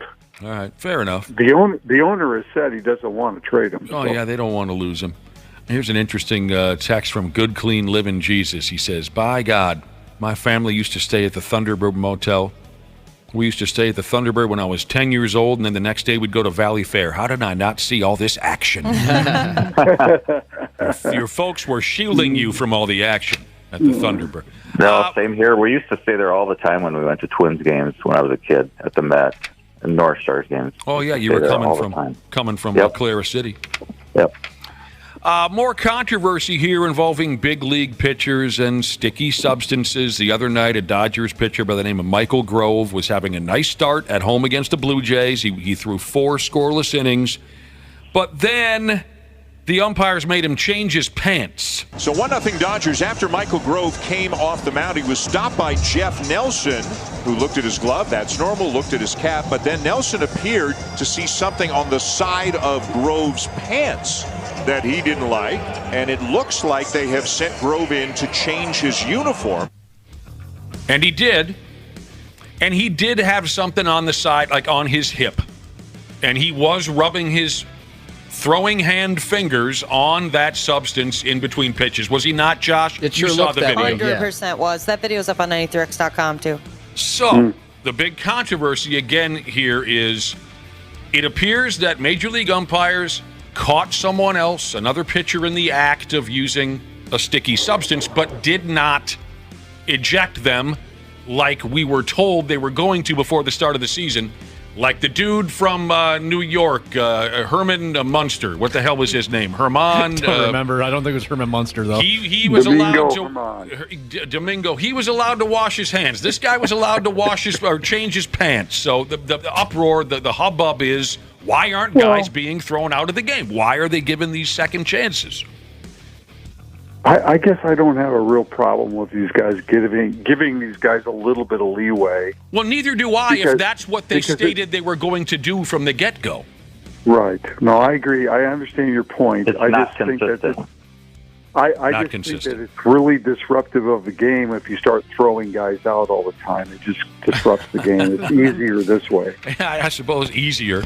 More fun when guys get thrown out, though. I like that. That was a good time. I don't need to. We don't need to get too wrapped up in this, but it's just like Brad said. It's inconsistent what's happening here.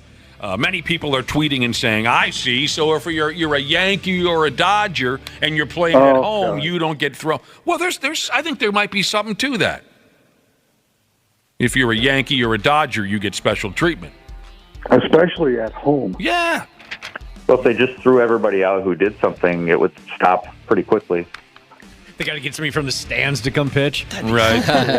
the 66-year-old pitching coach is out there. That would be kind of fun to watch.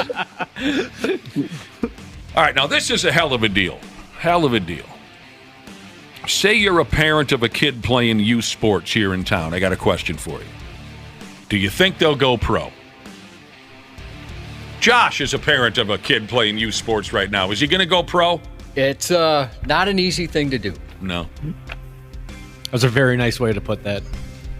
Well, just look at how I'm shaking my head. But I just say, it'll take a lot of practice, a lot of commitment. I can hear some of you parents laughing right now because you watched your kid go 0 for 6 last night with 5 strikeouts and 3 errors in the field.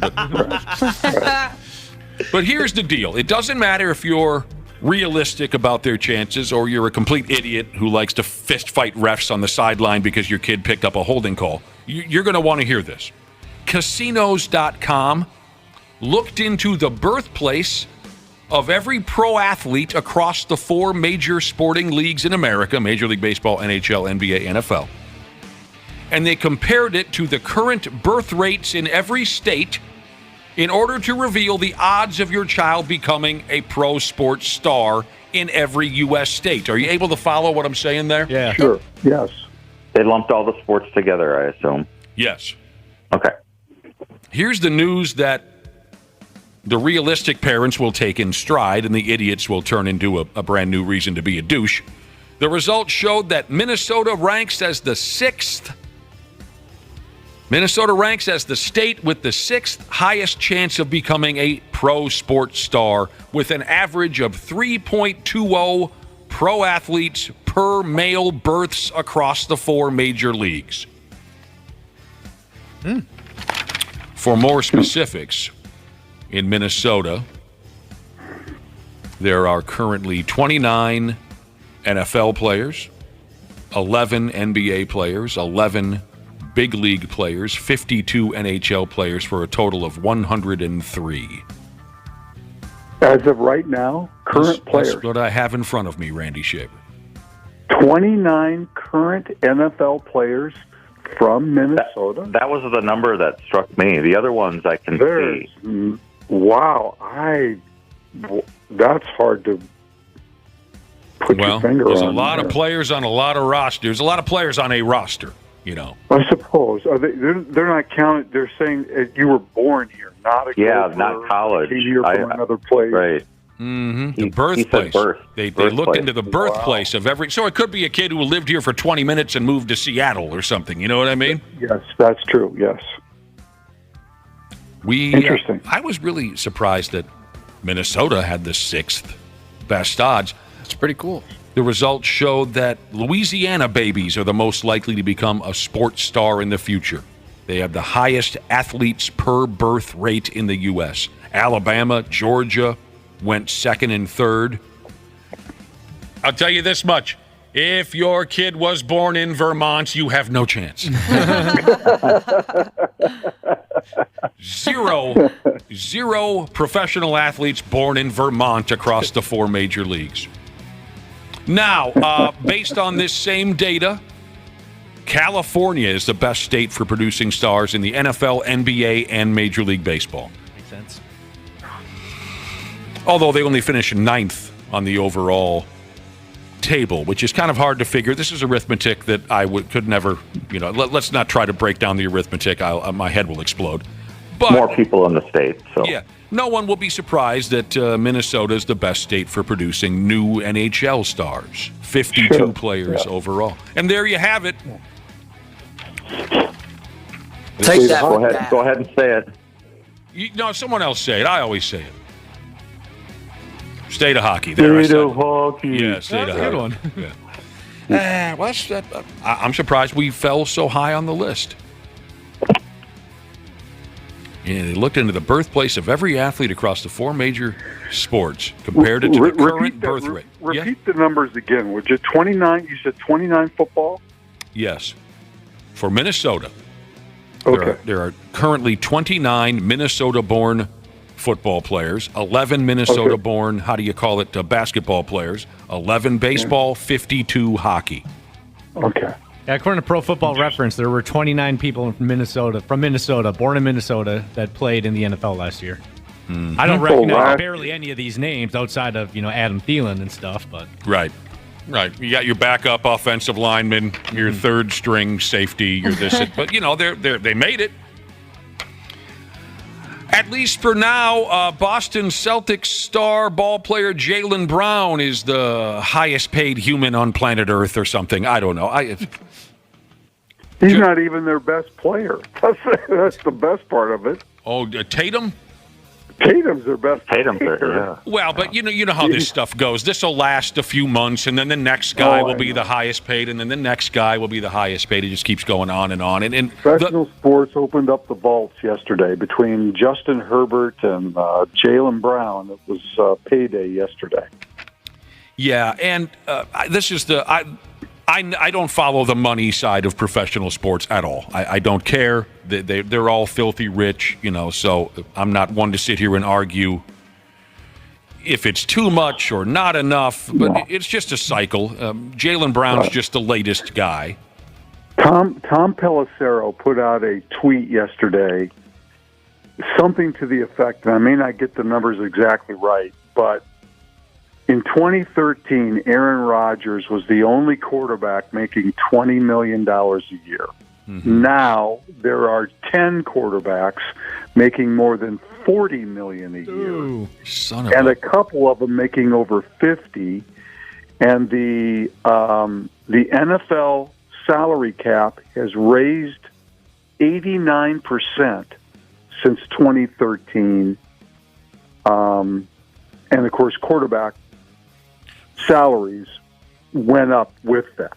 Yeah, that number is staggering when you look at just in 10 years how the growth of the salary cap and the money they're spending on quarterbacks has grown. It's you got to have a guy who can throw the football nowadays, Randy Shaver, don't you? You don't hear quite as many people complaining about Kirk Cousins' contract anymore. Oh, well, wait till the season starts. Some people still do. Yeah, when the season starts, people are going to say he shouldn't be. Yeah, it's kind of melted into mediocrity, hasn't it? His contract. So have the compared Vikings. to everybody else. Josh, do you still have that kids that make it into the pros breakdown? I neglected to write down where Wisco fell on the list. I imagine it's very low since people from Wisconsin are terrible athletes. Let me see. I'm pulling it up. Absolutely, some of the worst I've ever played against. They were from Wisconsin. Is that true? Yeah, just ankle burning, awful. And they didn't know the rules either. They didn't understand the rules because they're stupid. Yeah, they're not in the top 10 here. Let's see if I can find. Yeah. Well, where's Iowa, too? Because Iowa's got to be the bottom. Also not in the top 10. Iowegians. You can throw a bale of hay, I'll tell you that right now, but you're not going to – you can't throw a decent curveball. That's right. Right. Unless you're Bob Feller. Right now, an 80-year-old listening just said, Bob Feller? I didn't expect to hear Bob Feller's name this morning. So here's the article doesn't mention Wisconsin or Iowa. Oh, my God. It doesn't even mention them. Not even that hurts registered. A little. They didn't even bother running the numbers on those states. Because they're terrible athletes. So here's how Jaylen Brown's contract compares with the largest active deals in the other 4 big sports. Again, Jaylen Brown, 5-year Supermax extension, and it can total around $304 million. Major League Baseball, Mike Trout makes the most money. Major League Soccer, I didn't expect to see that. Lionel Messi. Mm-hmm.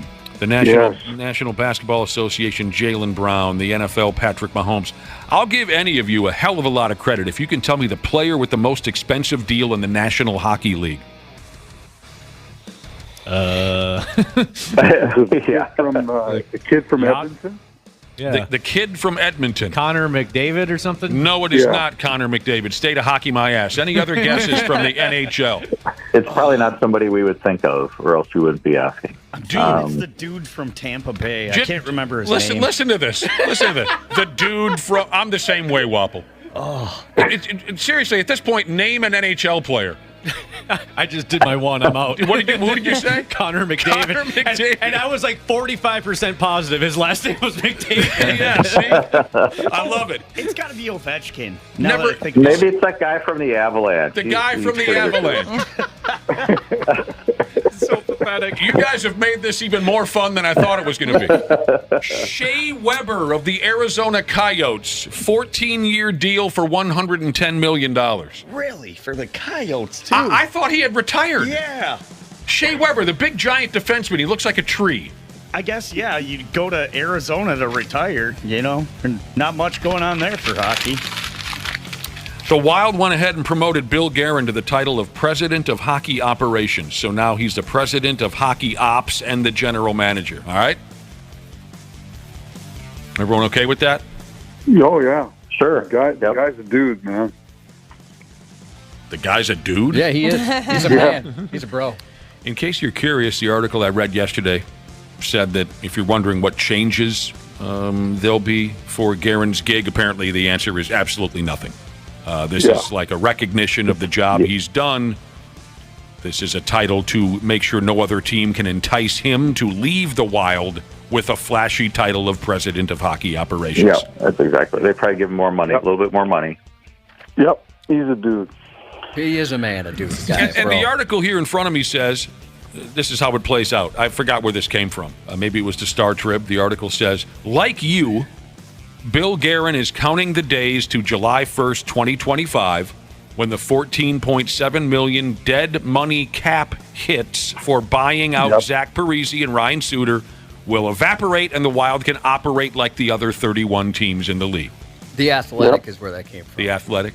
That's funny. The description was job because I congratulated somebody just the other day because they got a fancy title, and he's like, don't get too excited. Nothing has changed. It was just a nod to they appreciate my work around here. He's like, I didn't get a penny more. My job is exactly the same. I just have a nicer title. It sounds better and looks better on LinkedIn. That's funny. And yeah, the mention of the money that Zach and Ryan Suter are making, I constantly hear Pigs fans bring that up, the money that's still being paid out to those guys. And I get it. But what I'm tired of is how the bitterness over those deals is directed towards the players. And I'm sure there are folks out there that are going to say that we're biased because Zach is a friend of the program. But honestly, these same fans who are bitter towards Suter and Parise over the deal that they signed. We're thrilled when they signed. Do you remember we were on our boat for the booze cruise, and the news came across. It was the 4th of July booze cruise, whenever we had it, whatever date it was around there. And people were cheering, going nuts. Oh, yeah. The boat went mental. People were cheering Stanley Cup. Yeah. Grown people were crying on our booze cruise when they signed. But since it didn't result in 6 straight Stanley Cup victories, now we have to hate the players for costing the franchise money that was offered to them by the team. Suter and Parise did not walk into the X with loaded weapons. Right. That's right. And you know how it is when the boss offers you a raise, how you may or may not turn it down? Yeah. You're just not sure. Should I take this or not? Yeah, right. Yeah, I don't know if I deserve that. Right. And obviously the hatred for Suter here in town is off the charts after everybody wanted him thrown out of the league for throwing a couple of standard kidney shots at Kaprizov in last year's play. People just have short memories. Yeah. I hate to bring it up again, but the same Vikings fans who would vomit every time Brent Favre threw a touchdown pass for the Packers were pretty quick to hump their hand when that idiot signed here with the Vikings. That was funny how quickly that all changed. It's true. Patrice Bergeron, Boston Bruins forward and captain, has announced his retirement after 19 seasons in the stinking league. 5-time Selke Trophy winner for best defensive forward. I hate the Bruins, but, Patrice Bergeron was a terrific hockey player. The only team he ever played for, he helped them win the Cup in 2011. They went to, I think, 2 other finals with him on the roster. Well, they had a great year last year. They shattered the record for most points in a season, right? I mean, they they looked unbeatable, and then, of course, lost. So wasn't that funny? He was in Boston longer than Tom Brady was. Dude, that's crazy to hear that out loud. Yeah. That's a great stat. How hilarious was that when they took a massive dump against the Panthers in the first round? Wasn't it the Panthers that they lost to? Yeah. Yeah, they were up 3-1. Yeah, that was great. But Patrice Bergeron, 427 goals, 613 assists in 19 seasons. That's good for 79th all-time in points. Oh, no. Do you know who's right behind Patrice Bergeron on the all-time scoring list? I'm going to have a tough time even bringing up his name. I always have a tough time with it. Bobby Smith? It's Bobby Smith. Yeah. The 80th top point getter in NHL history. Good one, Randy Shaver, Bobby Smith. I got some bad news for the state of hockey. If you didn't see Bobby Smith's unassisted coast-to-coast goal against Edmonton in Game 3 of the 91 Campbell Conference Finals, you've never seen an NHL goal scored. I did. I saw it. I was there. And you know that Bobby was magic. He was unbelievable. I cried that night. He was such a leader on the ice, off the ice. Just, yeah. Cubby, when I got into bed that night at 19 years old and wildly intoxicated from drinking underage at Met Center, it hit me what it meant to have witnessed that goal. I cried. Did you kick all the girls out of the bed because you wanted some private time? Did they help you in your time of need? They consoled him. If you saw Bobby in that moment, coast to coast, unassisted, underwear drawer on Bill Ranford. What year was this? 91. 91. When they went to the Stanley Cup You Finals. can't find it on YouTube. Are you looking for it on YouTube? Yeah. What I can show you, Dana, is I've looked up some old, like, sports packages from 1991 that, old news footage of covering these. I can find you in that mode, but nowhere can I find the call. You know what I mean? Sure. Of Doc Emmerich saying, Bobby. Cried like a child. What the hell is this now? Hey, Randy, I got something here on Cam Newton. Oh, Jesus, why? So is this about his ex-wife or whatever? His ex-girlfriend. Ex-girlfriend who's got 4 of his kids, and she took his car, and she won't give it back. That's exactly right. Cam Newton. He owns a 2017 Bentley Bentayga, whatever that means. Well, he did own it. He's filed a lawsuit against his ex-girlfriend and the mother to 4 of his children. Her name is Shakia. He's filed a lawsuit against her because she has the car and she won't give it back to him. That's his car. That's his whip, dude. She won't give it back. Now, according to Carfax, that ride is worth somewhere between $80,000 and $125,000. Oof. Yeah, you can spend way more than that on a Bentley, too. He said she could use it as long as they were in a romantic relationship. He said she could use it when she moved out.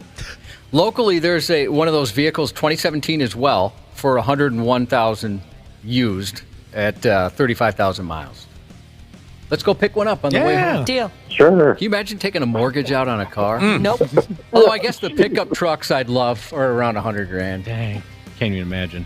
He said he thought they had an understanding that she would return the car after she was done moving out the house. She hasn't given it back yet. He's got the title and the registration. He's asked her repeatedly to give him his friggin' Bentley back.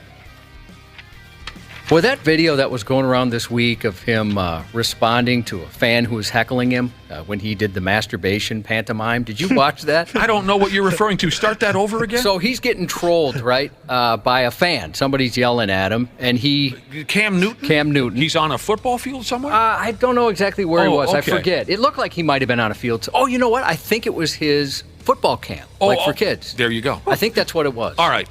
And some fans trolling him, right? You suck. I hate you, Cam Newton. That kind of thing. Okay. You've never won a Super Bowl or whatever he's saying to him. Jesus, what idiots! And so he looked like he was having fun with it, Cam, and he pantomimed masturbation. But the part that got me is he lifted up one leg when he did it, and I thought that just changed it from something kind of mundane to pretty entertaining. He lifted a leg. He did. To really let these folks see what he's up to. Yeah. With the pantomiming of masturbation. That was pretty good. And Josh just did a demonstration of it in studio. And let me tell you, it got me going a little bit. And I apologize for that, Dana, but I wanted to make sure he was clear what I meant. Yeah. No, please don't apologize. Do it more often. But he did bring up his bank account, and that can be kind of frustrating. That's the go-to. Yeah, but I mean, I don't like that bit. Yeah, well, I'm rich. That bit sucks. But Cam Newton, it seems like everywhere he goes, someone's got something cute to say to the guy. Yeah. I like the guy. I do too, actually. But like I said, he seemed good-natured about it, and that thing he did there was pretty funny. Now, things aren't going real well for you if you get trolled at your own football camp. I know. Yeah, he probably pulled in that day. He was like, all right, at least, I won't get made fun of today. Yeah, did they have those things like when we were growing up? Because there's so many of them now. Well, when I was a kid, Josh, I went to a Kurt Giles, Craig Hartsburg hockey camp type of a thing. How old were you about? 12, 13, something like that.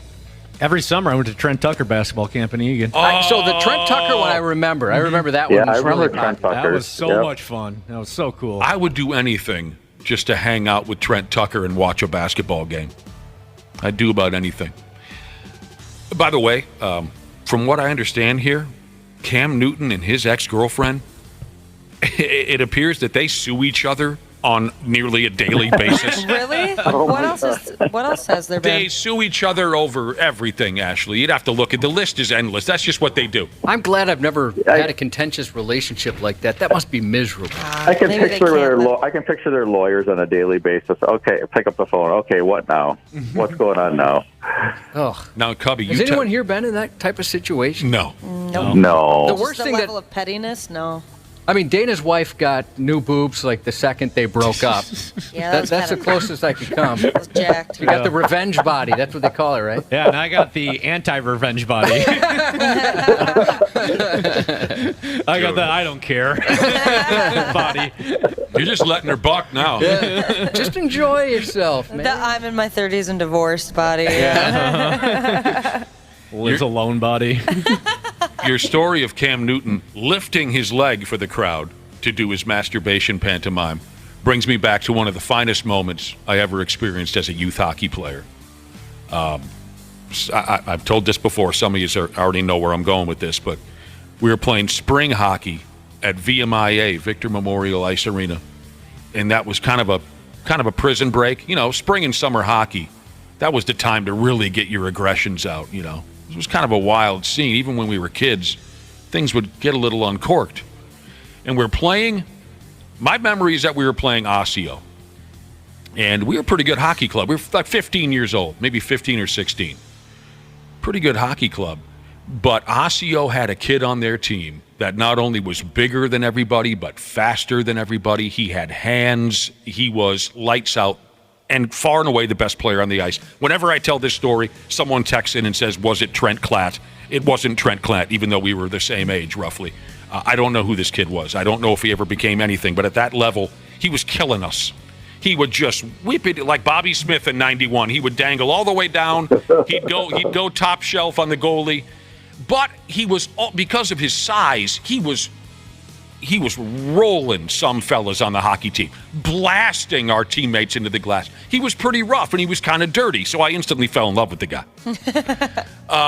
Our parents, douchebags that they were, sitting behind our bench, and the way it was set up at Victory Memorial, VMIA, I don't know if it's still set up this way, our parents sat almost directly behind the bleachers. I mean, they could say something to us if they wanted to. There were these elevated bleachers above our bench. Same thing for the other club. So our parents sitting directly behind us are now beginning to boo this kid and, hey, watch the elbows, number 9. Our parents started to get bitchy, which was embarrassing for us. Shut up, Mom. Okay, we can handle things. We don't need you. You know what I'm talking about? Yeah. You guys have all been in that situation. You don't want your stupid mom and dad who know nothing about hockey getting involved. Fine. So the kid's being a little cheap. We'll give some of that back. We'll handle this, Mom and Dad. And the kid now starts to hear our parents jaw-jacking him. You suck, number 9. Take it easy out there, all this crap. So he scores what probably was his 5th goal of the game, tying my record from 86. And as soon as he scores the goal, he makes a beeline for our bench, but more specifically our parents. Josh, he glides by on one skate, lifts his leg straight up as high as he could, and did that masturbation pantomime for all of our mothers. And what was really special about his pantomime is he made it appear that he had a 3-foot penis. Oh, really? I mean, he massaged that thing all the way up. I mean, and our bench friggin' exploded in laughter. I think I said to one of my teammates, "This is my favorite player in the entire league right here." Yeah, I like that kind of thing. That's great. Oh, it was beautiful. You should have seen the looks on our moms' faces. They were aghast at this kid. and genius on his part for making it gigantic. I would give something away with the way I did it. And I forgot something about Cam Newton. He's kind of hopping, or I should jumping on two legs too when he's doing that. There you go. When I handle this thing, it lifts me off the ground. You know? Look how much fun I'm having. That is awesome. Good for Cam Newton. No, it wasn't Jed Feeblecorn. Also, I remember him from Osseo. He was a terrific player around my same age. I don't know the guy's name. Everyone's texting in these Osseo hockey players. I don't know what the guy's name was.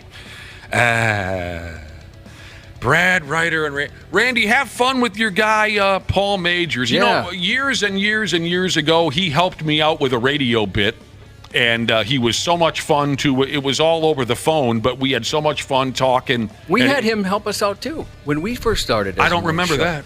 Yeah, he did some funny news reports. Do you remember that? Christ, yes, I do. Yeah. Oh my damn. Well, say a lot of folks in town here remember Paul Majors, so pass on our best wishes to him, will you, Randy? I will. We'll probably talk to you tomorrow. You'll be really hungover. Oh boy, yeah, big headache.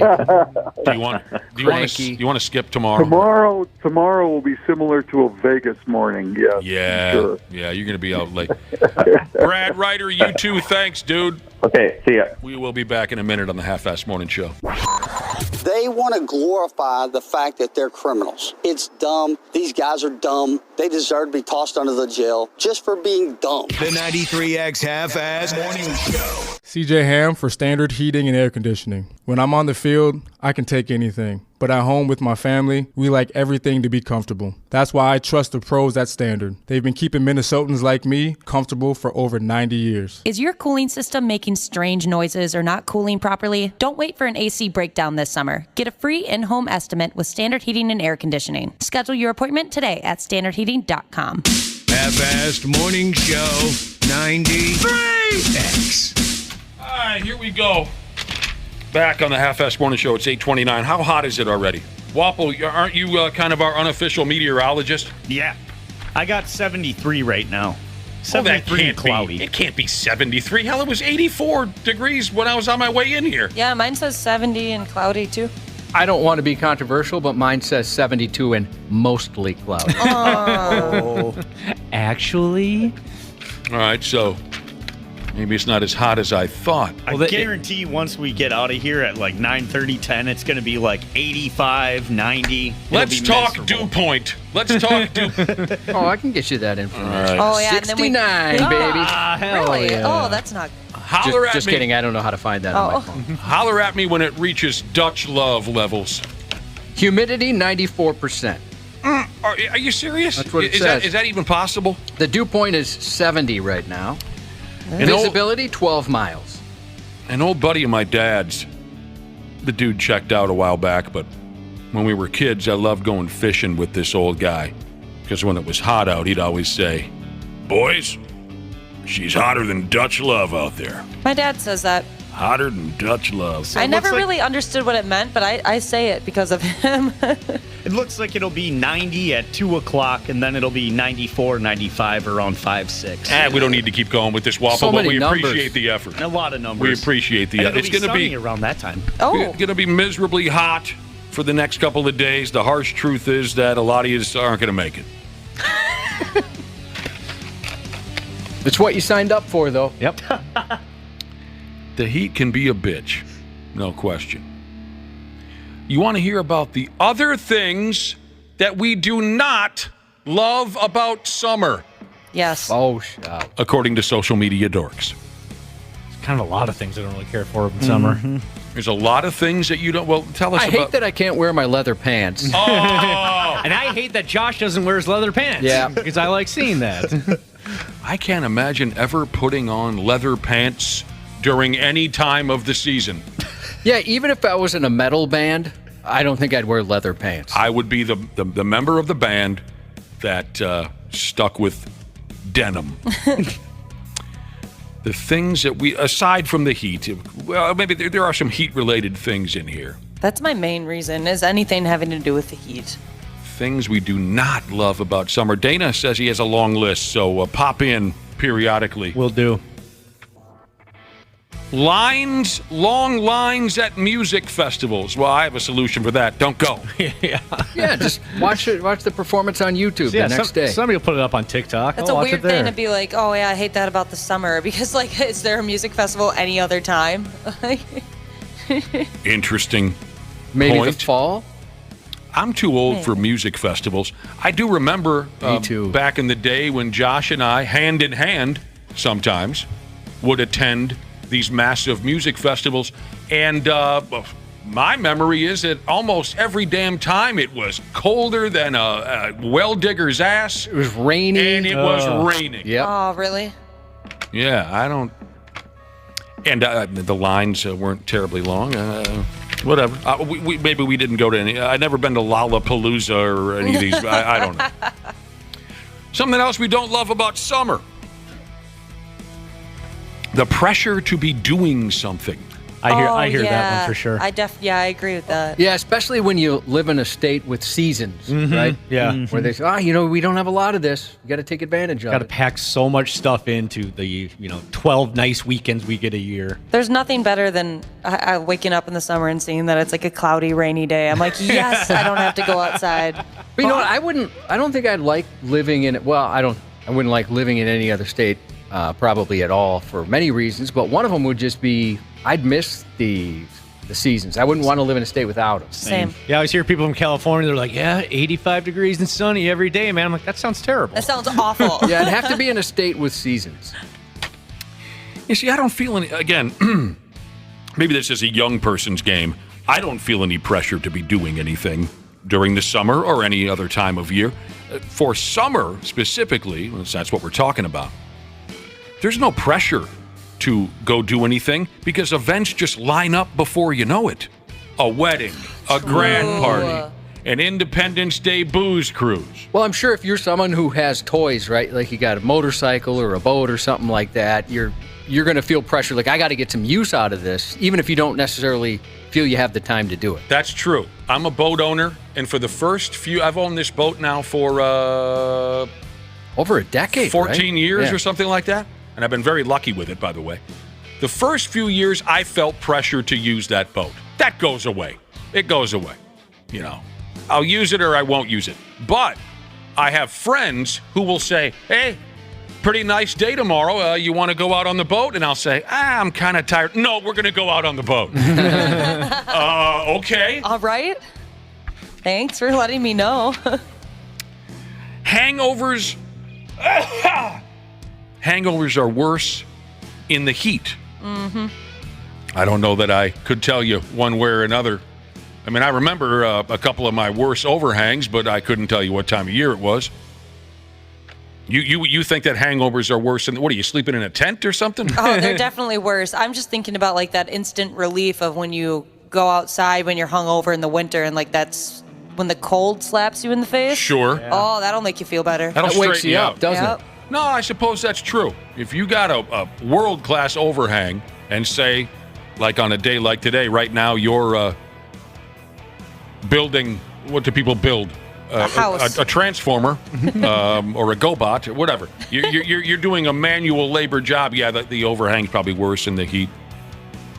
Underwhelmingly optimistic Jesus wants to know, I had mentioned one of my least favorite things about summer is I can't wear leather pants. Yeah. He wants to know if I've considered leather shorts, maybe with a leather vest and some matching boots. Cute. I never have. I don't know if I've ever seen leather shorts.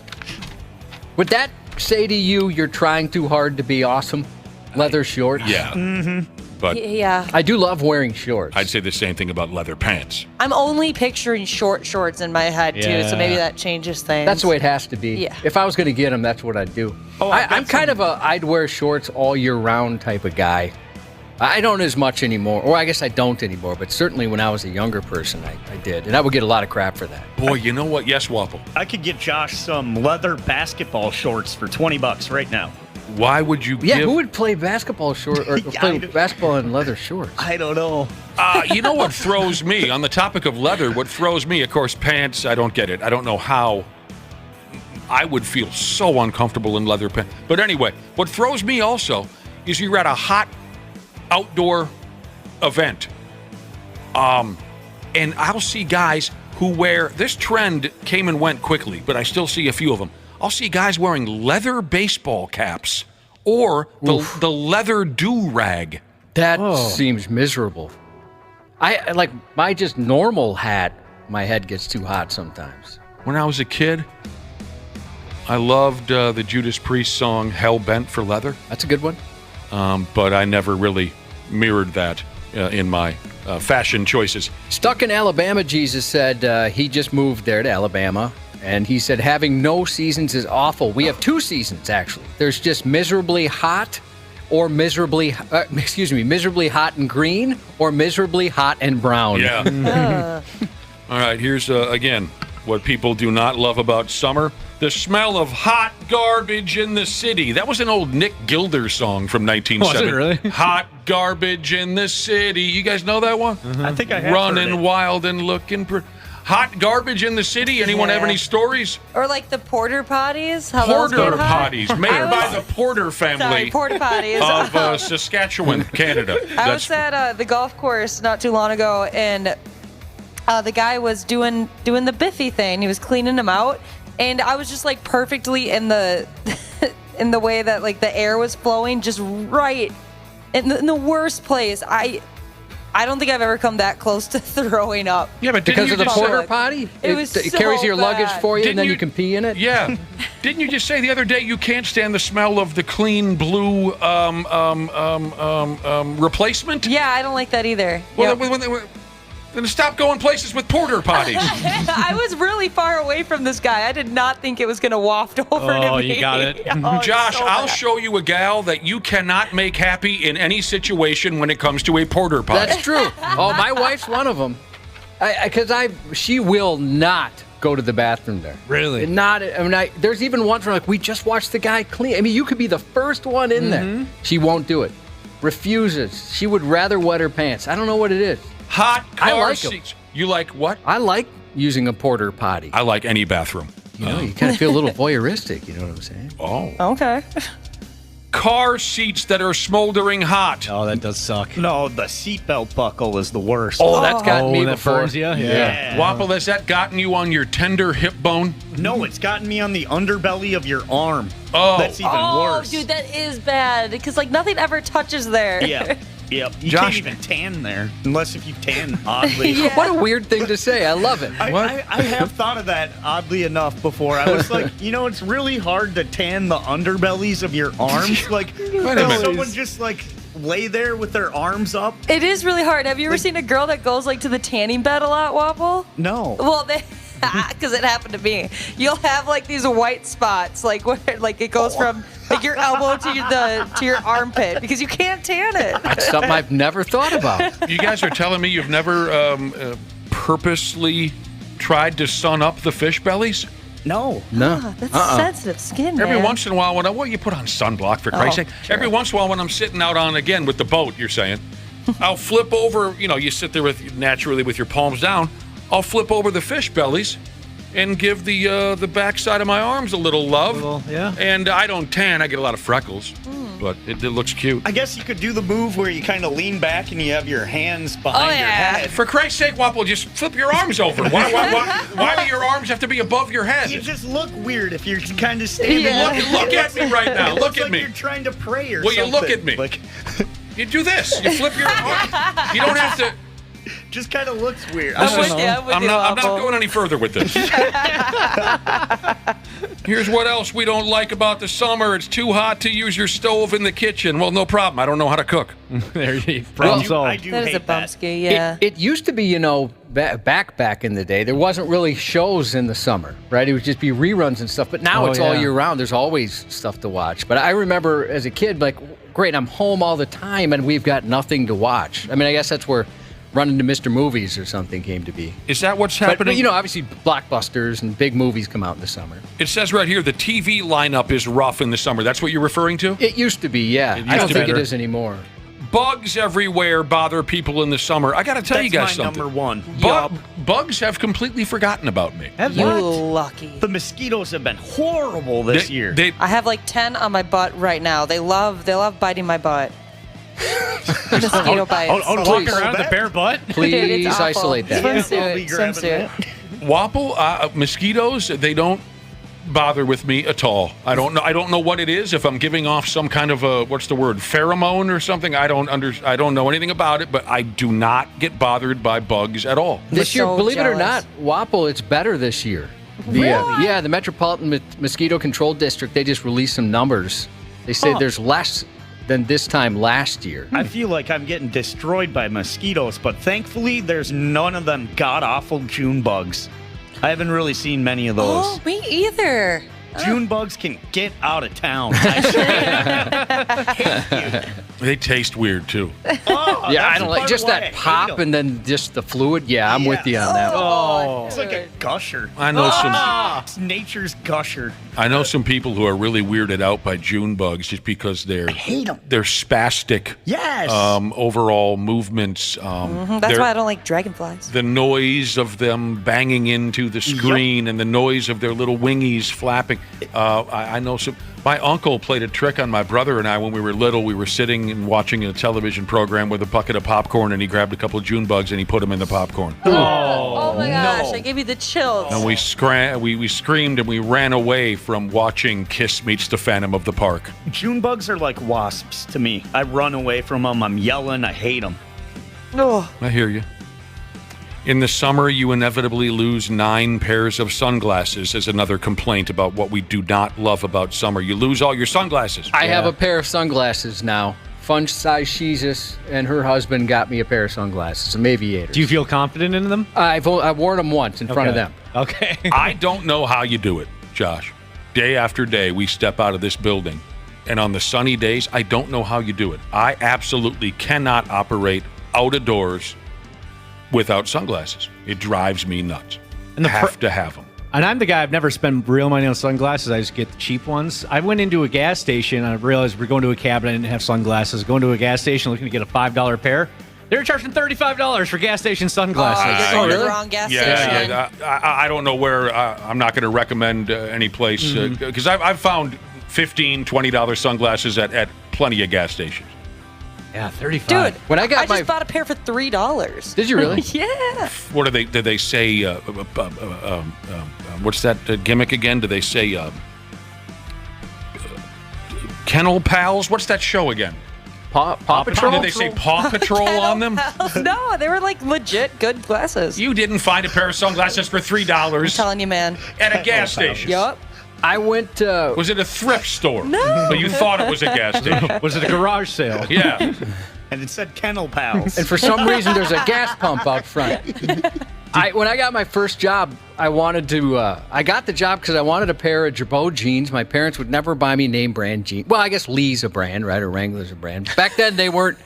Like now they seem more accepted. Back then they weren't, at least at my school. No, they were not. If you had Lee or Wrangler, you were going to get crap Specifically back in the day. Lee jeans. Lee that was the big one. We tuned those kids up pretty good. Yeah, oh, man. The Lee jeans, and that's all we had. So I would rip the label off, hoping nobody would know, what I was wearing. Oh, really? And I think that's changed, hasn't it? Or maybe I'm just at an age where I don't care. Definitely has changed. Well, you are at an age where you wouldn't care, but I do think that it's not so short-sighted now what jeans you wear. But go ahead. So I got a job because I wanted these Girbaud jeans. I don't even know if they make them anymore, but those were like hot, in high school. Yes, they were. Everybody wanted those. And you can fill them out, too. I'll tell you that right now. Thank you very much. Yeah. And I wanted a pair of Oakleys. Oh. And those were also super popular. I bought a pair. I put them on. I realized how dumb I looked. That this would have been a good time to try them on first, but they were so popular. I just ended up giving them away. I spent all.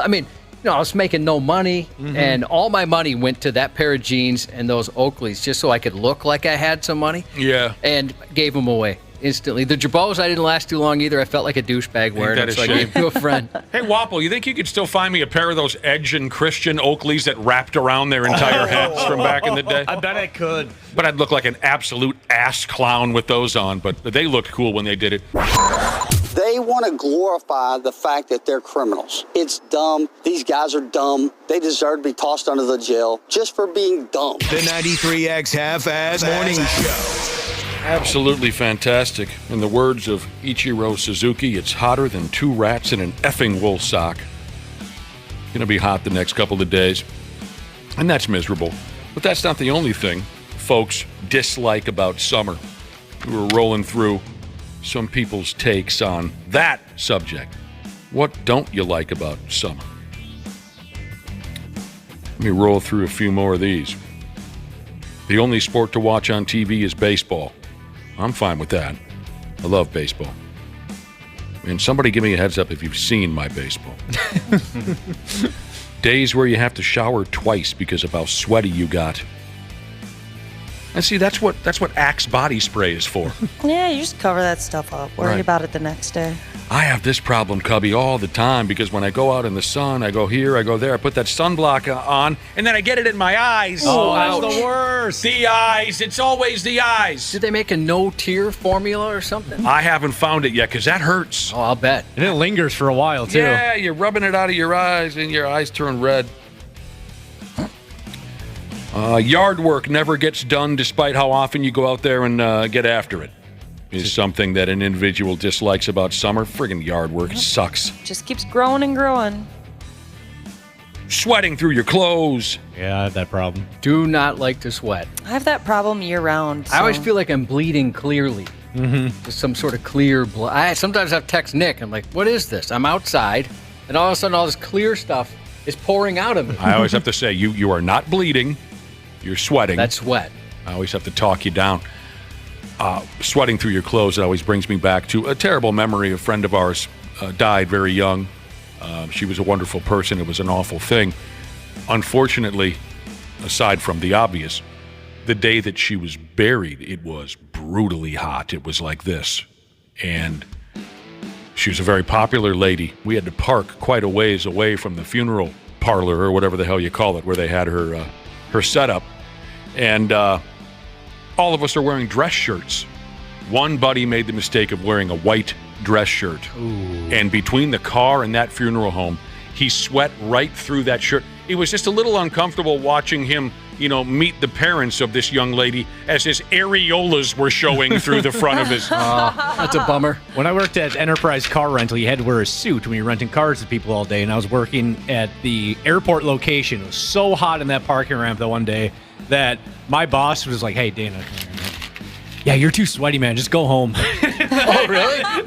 I was so sweaty, they didn't want me to be helping customers. Dude, sweet. Heck yeah. You should be so friggin' proud of that. Yeah. I don't know. Has that ever happened to another human being where they've been so sweaty the boss doesn't want them at work? She's like, dude, get out. Go take a shower, man. You were no longer able to represent the company. Yep. And it wasn't because they thought, oh, he looks like he's having a coke stroke. No. It was just because you were unpresentable. Yes. What is that? Did a golden doodle just crawl out of a lake? Oh, no, that's Dana. He's our sales rep.